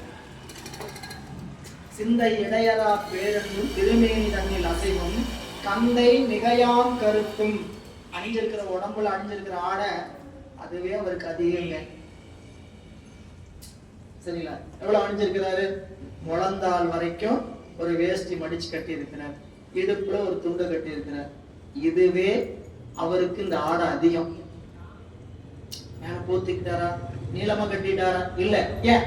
அதை பார்த்தா அவருக்கு அதுவே அவருக்கு அமைதிப்படுகிறது. அந்த அளவுக்கு சிந்தி. அதனாலதான் இப்ப நம்மளுடைய பட்டினத்தடியில் பாடல் பார்த்தோம். உடுக்க கதிக்க குளி காற்று வந்தால் தடுக்க ஒரு பழைய வேட்டி உண்டு. கட்டி இருக்கிறது ஒரு வேஷ்டி, அது இல்லாம ஒரு வேட்டி கையில் இருக்கு. அது எப்படிப்பட்ட வேஷ்டி கேட்டா, புத்தம் புது வேஷ்டி அல்ல, பழைய வேஷ்டி. எதுக்கு? கீழே விரிச்சு படுக்கிறதுக்கு. அதுதான் குளிர்ச்சினா போத்திக்கிறதுக்கு. அதுதான் உடுக்க கவிக்க குளி காற்று வந்தால் தடுக்க ஒரு பழைய வேஷ்டி உண்டு. சரிங்களா? அதுதான் இந்த துறவுங்கிறதுக்கு லட்சம். நீங்க நாம அந்த இடத்துக்கு போய் நாம் நிக்கல. துறவுங்கிறதுக்கு இலக்கணம் என்னன்னு கேட்டா அது இலக்கணம். அப்போ கந்தை மிகையாம் கருத்தும் கை உளவார. இந்த கை உளவார படைங்கிறது அந்த முதல் பாட்டுல இருக்காது. எல்லாம் கவனிச்சீங்கன்னா, பாதை புலியூர்ல இருந்து வெளியே வரும்போது படிச்ச பாட்டுல உளவார படை கருவி இருக்காது, மிச்சம் எல்லாமே இருக்கும். ஏன்னு கேட்டீங்கன்னா, உளவார படையை அக்கா முதலே கொடுத்துட்டாங்க திருவதி விவரக்காலத்துல. ஆனால் சமணர்கள் அரசனுடைய ஏவலாளர்கள் கல்லுல கட்டி போடணும். அந்த உளவார படை கருவி என்ன பண்ணிட்டாங்கன்னா, எடுத்து வச்சுட்டு தான் கட்டி போட்டான். அதுக்கு நம்மளுடைய ஜீவங்களையா சொல்லுவாங்க. அவரோட உரை சொல்லும் போது, அது இருந்தா அதுல அடுத்து தப்பிச்சு வந்தா யாரும் சொல்லிடக்கூடாது. உளவார படை கருவி வச்சு அடுத்துதான் தப்பிச்சு வந்தாலும் யாரும் சொல்லிடக்கூடாதுங்கிறதுக்காக அந்த படைக்கருவி இல்லாமல் அந்த படத்தை நீங்க கடல் உட்கார்ந்து இருக்கிற அந்த காட்சியில, அந்த கள்ள கட்டி காட்சியில பாத்தீங்கன்னா உளவார படை கருவி இருக்கு. இவ்வளவு நுட்பமா அந்த பெருமக்கள் நமக்கு காட்டுறாங்க. எனவே இங்க வந்திலி கண்ணீர் மலை. எப்படிப்பட்ட மலை? கண்ணீர் மலை. மலைன்னா தொடர்ச்சியா அப்படியே வந்துகிட்டே இருக்குது, அது விழிந்து வருகிறது. வடிவில் பொலி திருநீரும், அழகான திருநீர், வடிவு சொல்லக்கூடிய அழகான பொழிந்திருக்கக்கூடிய திருநீரும், அந்தமிலா திருவேடம். இந்த வேடத்து அரசு. அதுதாங்க திருநாவுக்கரசு பெருமானுடைய பெருமை. அவருக்கு திருநாவுக்கரசன் இறைவு பெயர் வச்சார். ஆனா அவர் யாருன்னு கேட்டா வேடத்து அரசு. அடியார் எப்படி இருக்கணுங்க? அவருடைய கோலத்தை அடிக்கடி படிச்சு பாருங்க. திருநீர் எப்படி இருக்கணும்? வடிவில் பொடி திருநீரா இருக்கணும். அடியாருடைய கண் எப்படி இருக்கணும்? கண்ணீர் மலையா இருக்கணும். இதுதான் வேடம் என்று காட்டுகின்ற. அப்படி ஒருவர் வந்து எதிர் வந்து அணைய கண்டகவுனைய கன்றும் கருத்தில் பரவுமை காதல் தொண்ட திருவேடம் நேரே தோன்றியது என்று தொழுதே அண்டரும் போற்ற அணைந்து அங்கு அரசும் எதிர் வந்து இறைஞ்ச மண்டிய ஆர்வம் பெருக மதுர மொழி அருள் செய்தார். இப்போ பிள்ளையார் பார்த்தார். பார்த்த உடனே உள்ளத்துல நினைச்சாருன்னா, கருத்தில் பரவு மெய்க்காதல் தொண்டர் திருவேடம் நேரே தோன்றியது. நெஞ்சத்துல பரவி கொண்டு இருக்கக்கூடிய திருத்தொண்டரோட வேடம் வினாயிச்சு நேரில் தோன்றியது. கருத்தில் பரவு மெய்க்காதல் தொண்டர் திருவேடம் நேரே தோன்றி வந்து இவர் வணங்கினார். அவர் வணங்க, பிள்ளையார் வணங்க, அப்பர் சுவாமி வணங்கினார்னு சொல்றார். ஆனா இப்படியா வரலாறு அங்க படிச்சோம்? இங்க என்னாச்சு? அவர் வணங்குவதற்கும் இவர் வணங்குவதற்கு முன்னதாக வந்து பிள்ளையார் வணங்குவதற்கு முன்னதாக அப்பர் சுவாமி வணங்க. ஏன்னா அங்க அவருடைய வரலாற்றுல விரிவா சொல்லிட்டார் அவர் பெருமையை. நான் திருநாவுக்கரசு என்னன்னு கேட்டீங்கன்னா, அவர் நாவுக்கரசு அல்ல, நாவுக்கரசு மட்டுமல்ல, வேடத்துக்கும் அரசு, பணிவதிலும் அரசுட்டார். அங்க என்ன சொன்னாரு? பணிவதிலும் அரசு. அங்க அவர் விழுந்த உடனே தான் இவர் உனியம் இப்படி வணங்கி நிற்கிறார், இப்படி விழுந்துட்டாரு. அவர் என்ன சொல்ற? அப்பரே அப்படின்னார். அவர் என்ன சொன்னார்? அடியே. அப்ப இங்க தொண்ட திருவேடம் நேரே தோன்றியது என்று தொழுதே அண்டரும் போற்ற அணைந்து. அங்க 2 பேரும் தேவர்கள் எல்லாம் அணங்குகின்ற நிலையில போற்றும்படி வந்து அணைந்து, அரசும் எதிர் வந்து இறைஞ்ச, பெருகிய ஆர்வம் பெருக மதுர மொழி, நிறைந்த ஆர்வம் பெருக மதுர மொழி அருள் செய்தார்கள். நல்ல 2 பேர் சந்தித்துக் கொண்டு இனிய வார்த்தைகளை இறைவனை பற்றி பேசி மகிழ்கிறார்கள். பேரிசை நாவுக்கரசரை பிள்ளையார் கொண்டுடன் போந்து போர்விடையா திருத்தோணி பொற்கோயில் உட்புகும் போதில் ஆர்வம் பெருக அணையும் அவர்க்குடன் கும்பிட்டு அருளார் சீர்வளர் தொண்டரை கொண்டு திருமாளிகையினில் சேர்ந்தார். திருநாவுக்கரசு பிறந்தவை பிள்ளையார் கொண்டு சென்று சீர்காழி திருத்தலத்தில் பெருமானிடத்துல வழிபாடு செய்வது தன்னுடைய இல்லத்துக்கு அழைச்சிட்டு போயிட்டார். இது இங்க இருக்கு. அவருடைய புராணத்துல எப்படி இருந்தது? உள்ள போய் உங்கள் பெருமானை நீங்கள் பாடுக அப்படின்னு சொன்னாலும் ஒரு பதிகம் திருநாவுக்கரசு பெருமான் அங்க பாடி இருக்கிறார் சீர்காழியில. அதே இங்க குறிப்பியான அவருடைய வரலாற்றுல அந்த குறிப்பு.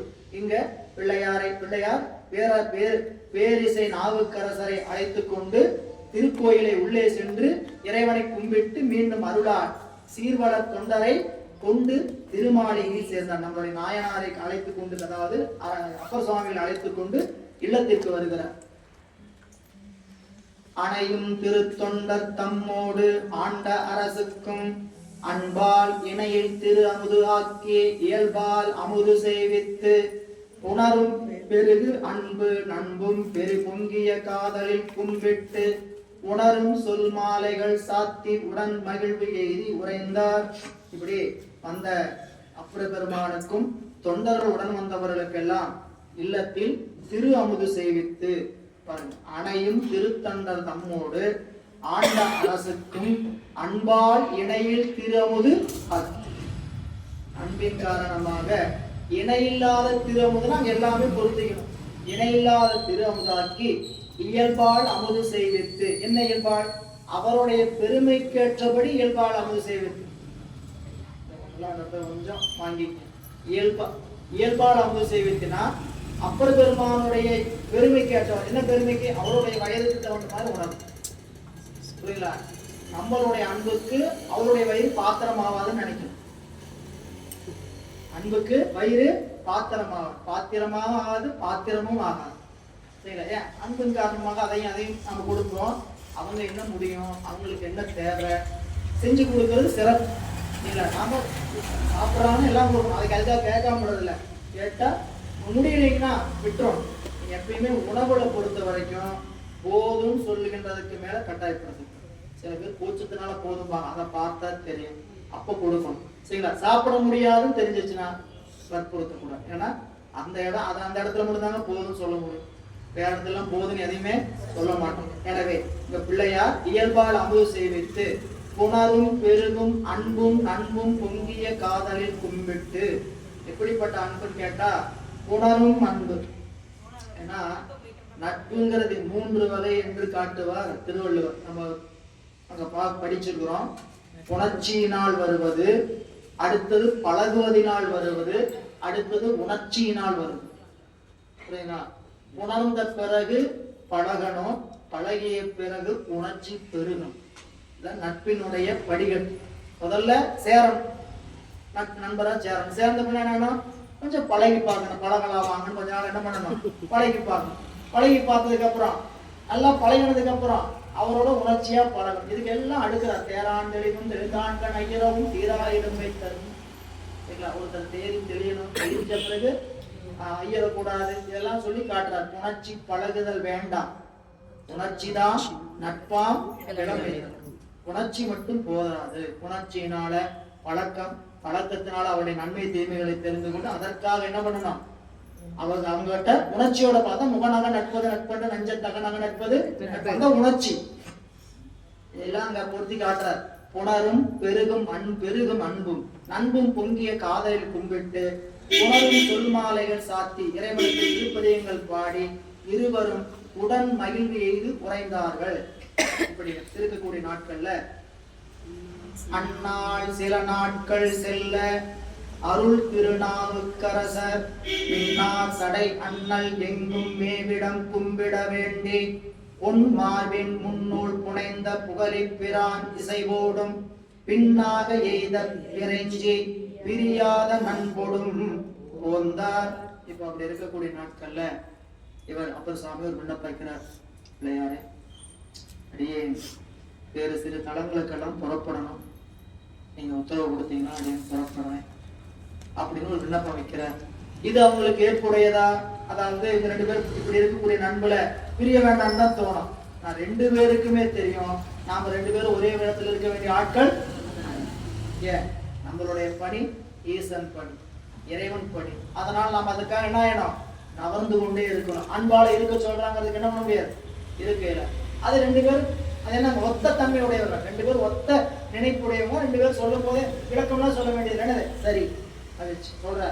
அந்நாள் சில நாட்கள் செல்ல அருள் திருவருள் பெற்றிருக்கக்கூடிய நம் அப்பர் திருநாவுக்கரசர் மின்னார் சடையண்ணல் எங்கும் மேவிடம் கும்பிட வேண்டி பெருமான் எழுந்தருளி இருக்கக்கூடிய திருத்தலங்களுக்கெல்லாம் சென்று கும்பிடுவதற்காக பொன்மார்பின் முன்னூல் புனைந்த புகழிப்பிரான் பிள்ளையாரோடு இசைவோடும் இசைவோடும் பின்னாக எய்தேன் சொன்னாங்களா, நான் மீண்டும் உங்களை ஒரு முறை சந்திக்கிறேன் அப்படின்னு சொல்லிட்டு பிரியாத நண்போடு புறப்படுகிறார். அப்பொழுது வாக்கின் தனி மன்னர் ஏக மாறா திருவுள்ளத்தோடும் பூக்கமள் பண்ணைகள் சூழ்ந்த புகழியில் மீண்டு புகுந்து தேக்கிய மாமரை வெள்ள திருத்தோணி விற்றிருந்தாரை தூக்கின் தமிழ் மாலை பாடி தொழுது அங்கு உரைகின்ற நாளில்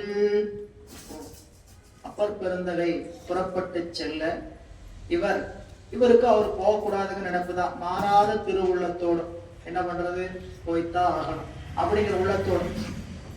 இதுதான் சொல்லுவார், ஓப்பத்தலை கூடி உள்ள பிரிதல் அனைத்தே புலவர் தொழில். ஓப்பத்தலை கூடி உள்ள பிரிதல், உடம்பு பிரிஞ்சு போயிடும், ஆனா உள்ளம் பிரிய மாட்டாங்க அப்படின்னு அதுக்கு பரிமையில ரொம்ப அருமையாக உரை செய்வார். படிச்சு பார்ப்போம். அந்நாள் அப்படியே வாக்கின் தனிமன்னர் ஏக மாறா திருவுள்ளத்தோடும் அங்கிருந்து புகழில் மீண்டு வந்து அவரை வழி அனுப்பி வச்சுட்டு இவர் மீண்டும் சீர்காழிக்கு வந்தார். தேக்கிய மாமரை வெள்ளம், அந்த சீர்காழியை சுத்தி இருக்கக்கூடிய வெள்ளம் எப்படிப்பட்ட வெள்ளம், தேக்கிய மாமரை வெள்ளம், மாமரைகளால் தேக்கப்பட்ட வெள்ளம். அந்த வெள்ள திருத்தோணி வீற்றிருந்தாரை தூக்கின் தமிழ் மாலை, தூக்குனா எல்லா வகையாலும் உயர்ந்த இசையில பல வகையான திருப்பதியும் பாடுறார். சீர்காழியிலிருந்து கிட்டத்தட்ட 20 பதிகம் நமக்கு கிடைக்க பெற்றிருக்குது. இந்த சூழல்ல ஒரு பாடிய திருப்பதிகம் தூக்கின் தமிழ் மாலை பாடி தொழுதங்கு உரைகின்ற நாள். என்னென்ன திருப்பதிகம் பாடினார், பல வகை திருப்பதிகங்கள் பாடிய இடம் இந்த இடம் பாருங்க. பாடல் எண் 276 செந்தமிழ் மாலை விகற்பச் செய்யுள்களால் மொழி மாற்று வந்த சொல் சீர்மாலை மாற்று வழிமொழி எல்லாம் அடக்கு சந்த இயமகம் தமிழ் இருக்கு குரல் சாத்தி எந்தைக்கு எழுகூற்றிருக்கை ஈரடி வைப்பு 4 அடி மேல் வைப்பு மேன்மை நடையின் முடுகு இராகம் சால்பினில் சக்கரம் ஆதி விகற்பங்கள் சாற்றும் பதிகம் மூல இலக்கியமாக எல்லா பொருள்களும் முற்ற ஞானத்து உயர்காலியாரை பாடினார் ஞான சம்பந்தர். என்னென்ன திருப்பதிகம் இங்கிருந்து அருள்கிறார் சொல்கிறார். செந்தமிழ் மாலை விகற்பச் செய்யுள்களால், விகற்பம் என்பது இங்க பலவித செயல்களால், விகற்பம்னா வேறுபாடு, இங்க பலவித செயல்களால் என்னென்ன செய்தார், மொழி மாற்று என்று சொல்லக்கூடிய திருப்பதிகம். அது சாதாரிப்பன்ல 54வது திருப்பதிகம் சங்கமரும் என்று சொல்லக்கூடிய திருப்பதிகம். இந்த திருப்பதிகம் பாடுகிறார். இந்த மொழி மாற்று என்பது சொல்லுவார்.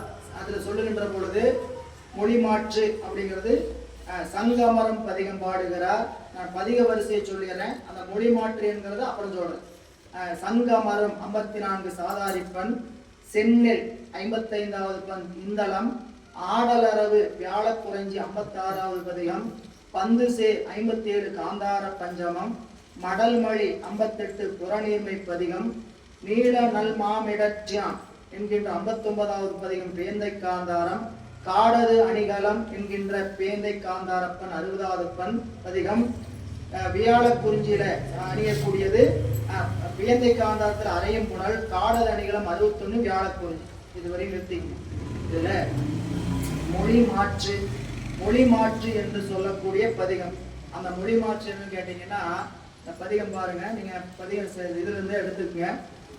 சைவந்தாட்டுல அது சொல்லும்போது சொல்லுவார், காடது அணிகலம், காடது அணிகலம் என்று சொல்லக்கூடிய பதிகம். அந்த பதிகத்துல இப்ப காடது அணிகலம் அப்படின்னு சொல்லக்கூடியது 117வது பதிகம்.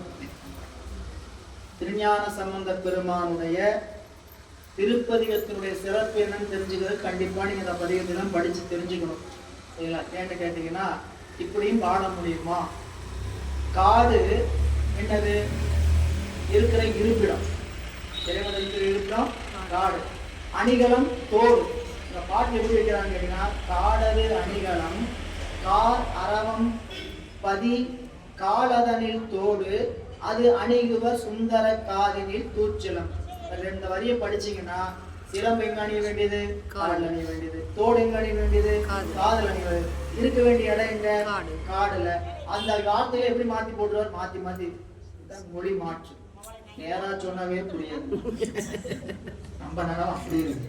இதுல எப்படி வச்சிருக்கு? ஏன் இதெல்லாம் பொருத்தி பார்க்கணும். காடது அணிகலம் காரரவம் மதி காலதனில் தோடது அணிகுவர் சுந்தர காதினில் தூச்சிலம்ப வேடது அணிவர் விசையற்கு உருவும் வில்லும் கொடுப்பர் பீடது மணிமாடம் பிரமபுரத்து அழகே. அடுத்த பாடல் வந்த சொல் சீன் மாலை மாற்று. ஒரு அருமையான பதிகம். மாலை மாற்று நாம் படிச்சிருக்கிறோம். 3ல 117வது பதிகம். 3ல அதான் 117வது பதிகம். என்னதுங்க?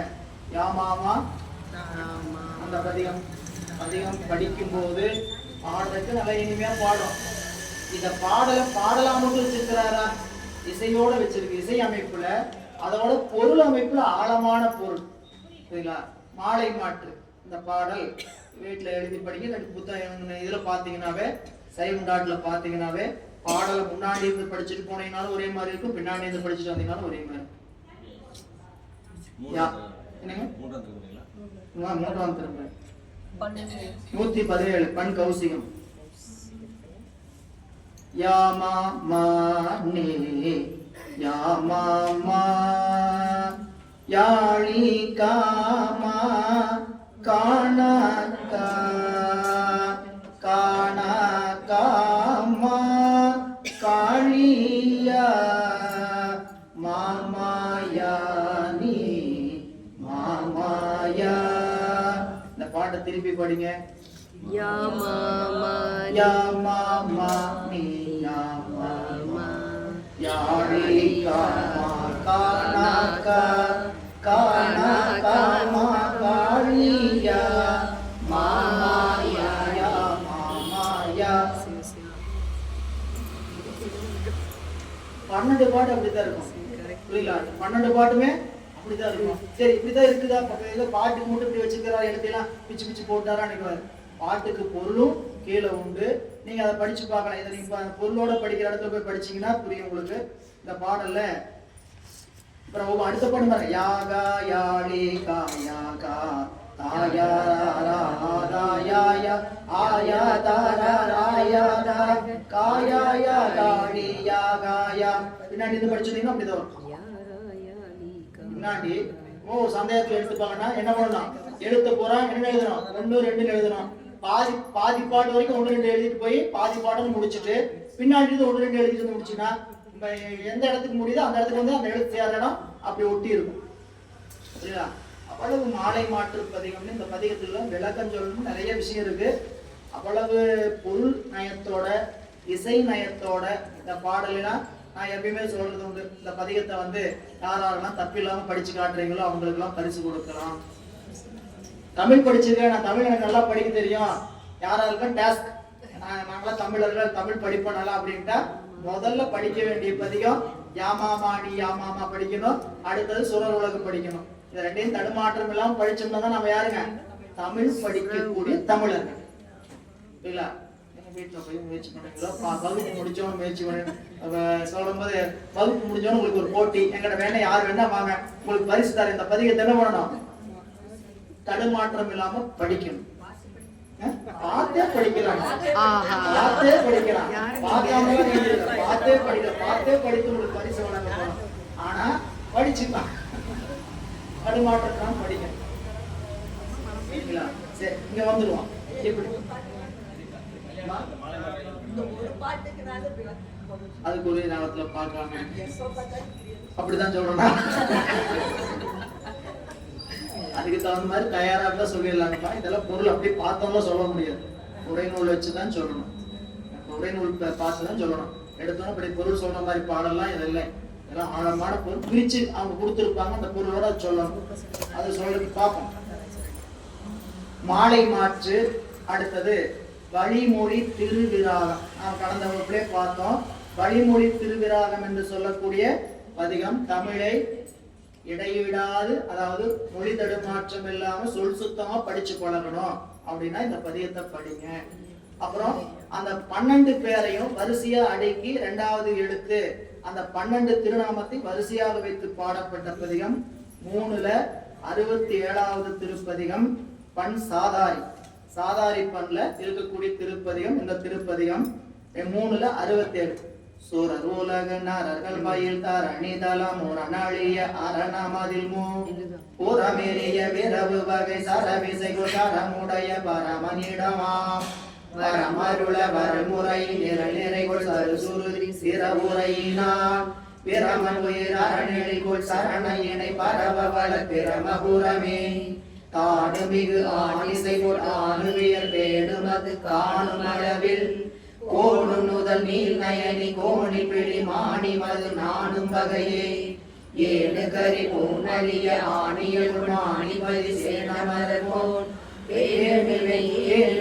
காணி தேவி காண நடு வேணுபுரமே பகலொளி சினரமணியை உமை மலரை நிகழ்சரண அகவு முடிவர்க்கு அகலமலி சகலகளை மிக உரை முகமுடனே பகவனிடமா பகைகளையும் வகையிலர் புகையிலையும் மிக அருள நிகழ்மையோ புகழ் உலகு புகழை நிகழ் அளவிற்கு புகழினரே அங்கமதி கங்கை நதி வெங்கணர மங்களி தங்குமிதரே துங்கமல தங்கு சடை அங்கினிகள் எங்களிரை தங்குமிடமா வெங்கலி விளங்குலகம் எங்கும் எதி பொங்கலி முழங்கல்களை போல் வெங்குரு விளங்கி உமை மங்க சரணங்கள் மணி வெங்குருவதே ஆணியலுக்கு ஆனவன வானையில் பியல் வானவனசே தூணியர நாணியர வேடு சிலை வேணியர நாணி விசயன் பாணியவன் உணவருள் மாடு பிற மாணியிடமேனி முறையில் பாணி உலகாலமிக ஆணி மலி கோணி நிகர் கோணி புறமே நிராமலை மகாபர புராத நகாவசிவராகருளின்று இராவும் எதிராயத பராணிலை புராண நமராதிபதியாம் அராமிசை இராத எழுதராயர பராயண வராக உருவா தராயண விராயி பராயி விராய் மொழி விராயதே அரணி குருரணவன வனமயில நனமயில நனமயில கரையம் கரமி சிறநனம கரணனி பரணி கரணனியமாம் பரமமமுதிர பெறவருடன் புரணம அரவியரி சிரமணியாய் சிரமரண சரணமவை பரவையில் விரகமம சிரகமரமதே அரமளிவு பெற உலகு திருபுயம் நிரடைய நிறுவி விரல்மா மறையின் ஒளி முறை முரல் செய்ப்பின் முறை அருளும் இறைவனிடமாம் குறைகளில் நிறைகளை உள்ளே அமரையமர நிறையருளும் நிறையுடன் புறவனையில் நிறைநில குறையுடன் அருளுமதே பின்பயில மண்பயில வன்பிரமன் என் பெரிய பண்படை முழ்வான்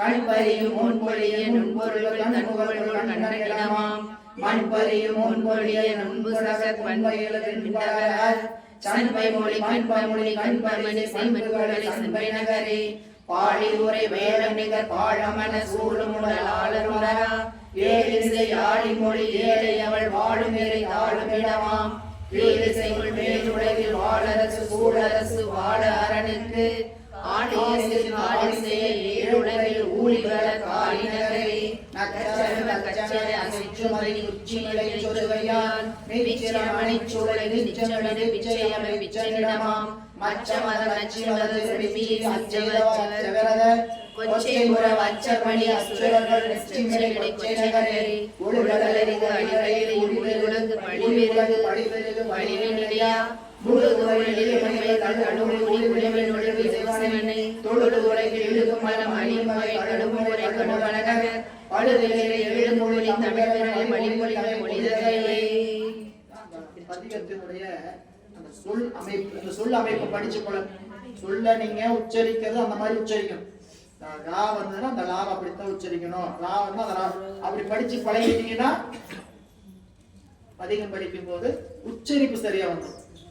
உச்சரிப்பு எந்த எழுத்து எப்படி உச்சரிக்கணும், உச்சரிப்பு அந்த இப்படி ஒரு பதிகம் வழிமொழி திருவிராகம். வழிமொழி அப்படின்னா இந்த 12 பெயரும் சீர்காழிக்கு எப்படி வந்ததுங்கிறது வழிமொழி. இந்த வழிமொழி திருவராங்கருக்கு என்ன பேர்? சீர்காழிக்கு 12 பேர் எப்படி வழி வழியா வந்ததோ அந்த வழி வந்த 12 பேரை வரிசையா சொல்லிப்பார். அதை நீங்க கவனத்துல குறிப்பா வைக்கணும். சீர்காழிக்கு முதல் வந்த திருநாமம் பிரமபுரம். அந்த ஊருக்கு முதல் வந்த பெயர் திரு பிரம. அந்த பிரமபுரம்ங்கிற அந்த சொல்ல முதல்ல ஆண்டு இருப்பார் முதல் பாட்டுல. அப்படி சீர்காழிக்கு 12 பெயரும் வரிசை கிரமத்தில் எப்படி வந்தது என்று சொல்கின்ற அமைப்பை உடையது இந்த பதிகம். எல்லாம் மடக்கு, மடக்கு சந்தயமகம். மடக்கு சந்தயமகம் என்று சொல்லக்கூடிய 127வது பாடல். அது ஏகபாதம் 3-110 பரமதே கோலா. இது மடக்குன்னு பேரு. பரமதே கோலா உரமதே செய்யும் புறமெரித்தவன் விரமணல் புற தரநல்லாமன் பரவுவாசி விரவு நீர் புவியே. இது யமகம். ஏகபாதம். ஏகபாதம் என்கிறது ஒரே வரி 4 வரி வரும். ஒரே வரி 4 வரியிலும் ஒரே மாதிரி வரும். பிரமபுரத்துறை பெம்மான் எங்கள் பெம்மான், பிரமபுரத்துறை பெம்மான் பெம்மான். இவ்வளவுதான் பாட்டு. 12 திருநாமத்தையும் சொல்லியிருப்பார். எங்க இது எதுக்குங்க பொருள் ஏதாவது இருக்கா? இருக்கு. எதுக்குங்க ஒரே வரியே 4 வரை வச்சிருக்கிறார் அப்படின்னு கேட்டா, நம்மள சீர்காழியினுடைய 12 பேரை சொல்ல வைக்கணும். சீர்காழியினுடைய 12 பேரை, சீர்காழியினுடைய 12 பேரை சொல்வதே மந்திரம். அதனால என்ன பண்ணிட்டாருன்னு கேட்டீங்கன்னா 12 பேரையும் சொல்லணுங்கிறதுக்காக அந்த 12 பேரையும் 12 பாட்டுல 4 முறை சொல்லியிருக்கிறார். ஒரு பேர் 4 முறை சொல்லும்போது அறிவில் என்ன போயும் பதிஞ்சிடும். பிரமபுரத்துறை வெம்மான் எம்மான், பிரமபுரத்துறை வெம்மான் எம்மான், பிரம்மபுரத்துறை வெம்மான் எம்மான், பிரம்மபுரத்துறை வெம்மான் அப்படின்னா பிரம்மபுரம் ஒரு பேர் இருக்கு அப்படிங்கிற மாதிரி. விண்டலர் பொழிலடி வேணுபுரத்தான், விண்டனை பொழிலடி வேணுபுரத்தான், விண்டலர் பொழிலடி வேணுபுரத்தான், விண்டலர் பொழிலடி வேணுபுரம், வேணுபுரம் ஒரு பெயர். இப்படின்னு 12 பெயரையும் எடுத்து காட்டுகின்ற பகுதி சரியா? ஏகபாதம். தமிழ் இருக்கு குறள் சாத்தி. இருக்கு குறள் என்று சொல்லக்கூடிய பதிகம். இது என்ன? அது என்ன எளிமையா படிக்கிறது. அரணை உள்வே பாசி தீர மாதிரி. அதுக்கு பேர் இருக்கு குறள். குறள் அமைப்புல அமைந்திருப்பது. குறள் வெண்பான்னு சொல்றோம் இல்லைங்களா? குறள் வெண்பா, திருவருட்பயன், திருக்குறளும் படிக்கிறோம். அதுபோல பாசி தீரவே காசு நல்குவே ஆசி மெல்லையில் இருக்கு குறள் பேர் அவர் செய்திருக்கார். அதுல அரணை உள்வேர் பிரமபூரெமல் பரணையே மனம் பரவி உயிரினே. சரி, ஏன் இப்படி செஞ்சாரு? எல்லா பாட்டும் இப்படி செஞ்சா ரொம்ப சந்தோஷமான படம். ஏன் ரொம்ப எளிமையா பதிவுங்கய்யா. 4 வரி 8 வரி 2 வரி ரொம்ப எளிமையா. பாசி தீரவே காசு நல்குவே பாசி. எல்லாரும் தெரிஞ்ச பாட்டு. சில பேருக்கு தெரியாத பாட்டு சொல்றோம் சரிங்களா? சித்தந்தளி விதான் அத்தனார் உரை பத்தி மலதுவ முக்தியாகுமே. சித்தம் தெளியணுமா? அத்தனார் உரை பத்தி மலத்துவன முக்தியாகுமே. பாட்டு பதியாதான். சித்தம் தெளிவிகால் அத்தனார் உரை பக்தி மலதுவ முக்தியாகுமே. துன்பம் துடைப்பிகால் இன்பனாருரை நண்பன் மலத்துவ இன்பமாகுமே. துன்பம் துடைக்கணுமா? ஆரூர் பெருமான மலர் கொண்டு தூடுங்க, துன்பம் போயிடும், அப்படி இன்பமாகும் அப்படின்னு இந்த பாட்டு முழுக்க மலர் தூவுற பதியம். 10 பாட்டுலயும் என்ன சொல்லியிருப்பாருங்க? இறைவனை ஆரூர் பெருமானை மலத்தூவி வழிபாடு செய்யுங்க அப்படின்னு இருப்பார். இது இருக்கு குரல் சாத்தி எந்தைக்கு எழுகூற்றிருக்கை. இந்த எந்தைக்கு எழுகூற்றிருக்கைங்கிறது அந்த எழுகூற்றிருக்கை பதிகம் தன் தந்தைக்காக செய்தது. சரிங்களா? ஐயன் சீர்காழிக்கு அந்த பிள்ளையாருடைய திருப்பதிகத்தை நாள்தோறும் முழுசா ஓதிடுவார். பிள்ளையார் அருளுகின்ற பதிகத்தை நேற்று வரைக்கும் எத்தனை பாடினாரு? 100 பதிகம் பாடினார். 100 பதிகத்தையும் படிச்சிருவார். இன்னைக்கு ஒரு பதிகத்தை எத்தா பாடினார்? 101 பாடினார். 101 படிச்சிருவார். நாளுக்கு நாள் 10, 20, 30 அதிகமாயிட்டே போச்சா? எத்து படிக்கப்பா, நீ பாடுற பதியத்துல தனதானே எல்லாம் வாசிச்சு எழுதிட்டு இருக்கிறேன். ஒரு கொள்கை, பிள்ளையார் படிக்க பாடுற பதியத்தை முழுசா பாடினவங்களும் கொள்கையோட வந்தாரு. ஆரம்ப காலத்துல 10, 20 அதிகமாயிட்டே வந்தது. இப்ப பதிகம் அதிகமாகி போச்சு, என்னால படிக்க முடியலையாப்பா, இன்னும் கவலைப்படாதப்பா, இந்த ஒரு பதிகத்தை படிங்க, நீ எல்லா பதிகத்தையும் படிச்சதுக்கு சமம். நீங்களும் அப்படின்னு இது எழுகூட்டு இருக்கை அப்படின்னா 1 2 1 2 1 1 2 3 2 1 1 2 3 4 3 2 1 1 2 3 4 5 4 3 2 1 2 3 4 5 6 5 4 3 2 1 1 2 3 4 5 6 7 6 5 4 3 2 1. அப்படியே விவரமா வந்து பாட்டு முடியும். பெண் முதல் படைத்தலை தளிப்பு மும்மூர்த்தி இருவனோட ஒருவன் ஆகிட்டு அப்படி பாட்டு என்ன ஆகிட்டே இருக்கான். 1 2 அப்படி நீங்க அப்படி பாட்டை போய் குறிப்பெடுத்து பார்த்தீங்கன்னா அதை படிச்சிருக்கிறோம். பாட்டை எடுத்து குறிப்பெடுத்தீங்கன்னா இங்க 1 ஆரம்பிங்கிறத வைக்கிறேன், 1 வைக்கிறேன், அப்படி குறிப்பெடுத்துக்கிட்டு வந்தீங்கன்னா பாட்டுக்கு. எனவே எழுகூற்றிருக்கை ஈரடி அப்படின்னா 2 வரி மட்டும். ஈரடி வைப்பு 2 வரிக்கு மேல 2 வரி பாடுறது. ஈரடி மேல் வைப்பு, ஈரடி மேல் வைப்பு பாடுறோம், 4 அடி பாடுறோம், 4 அடி மேல் வைப்பு பாடுறோம், 4 அடி. இதெல்லாம் திருப்பதிகத்தினுடைய இது எல்லாத்தையும் அங்க சொல்ல முடியாததுனால நீங்க எடுத்து இதெல்லாம் எதுக்காக சொல்லலாம் நீங்க படிச்சு சொல்றேன்னு கேட்டீங்கன்னா, ஞானசம்பந்தருடைய பதிகம் இசைப்பதற்கும் படிப்பதற்கும் மிக சுவை தரக்கூடும். இசைப்ப அது சந்தை இசைக்கு சொந்தக்காரர் எப்பயுமே. அதாவது திருப்பதிகத்தை பாடுகின்ற பொழுது அந்த இசையெல்லாம் அந்த ராகத்தையும் அந்த இசையினுடைய அமைப்பெல்லாம் ரசிச்சு படிச்சீங்கன்னா இன்னும் படிக்கலாம். நிறைய சொல்லலாம். வந்தத்தாளுங்கிற திருப்பதிகம் சொல்லணும். ஒவ்வொரு பதிகத்தையும் படிச்சு பார்க்கும்போது அப்படியே நம்மளுக்கு என்ன ஆகும்? உணர்வு, அந்த பதிகத்தினுடைய அழகு. சரி, இந்த பதிகத்துல இவர் எப்போ பாடினாரு? எத்தனை வயசுல பாடி இருக்கிறாரு? 7 வயசு. சரிங்களா? 7 வயதுல இறையருள் நாணம் இல்லாம இப்படி வாரி ஒரு தமிழை பாட முடியுமா? இப்ப நம்மள தமிழ் படிச்சு கல்லூரி படிப்பெல்லாம் முடிச்சாச்சு. நம்மள எழுத சொன்னோம்னா எத்தனை பேப்பரை கசக்கி போடணும்? கசக்கி போட்டு தப்பா எழுதி கசக்கி போட்டுட்டு இருக்கணும் இல்லைங்களா? இப்போ அவருக்கு 7 வயதுல இவ்வளவு இலக்கணத்தோட இலக்கணம் சுத்தமா 5 இலக்கணம் பொருந்துற மாதிரி, இசை பொருந்துற மாதிரி, அருள் இருந்திருக்கிற மாதிரி இந்த திருப்பதிகத்தை பாடி இருக்கிறான்னா நிச்சயமாக இறைவனுடைய திருவருள் தான் அதை செய்வித்திருக்கிறது நாம் உணரலாம். எனவே அந்த வகையில இந்த 227வது பாடல் 4 அடி மேல் வைப்பு என்று சொல்லி தொடங்குற பாடல் மேல நிறைய படிச்சு பாருங்க என்ற சிந்தனையோடு இன்றைய சிந்தனை இந்த அளவில் நிறைவு செய்கின்றோம். திருச்சிற்றம்பலம்.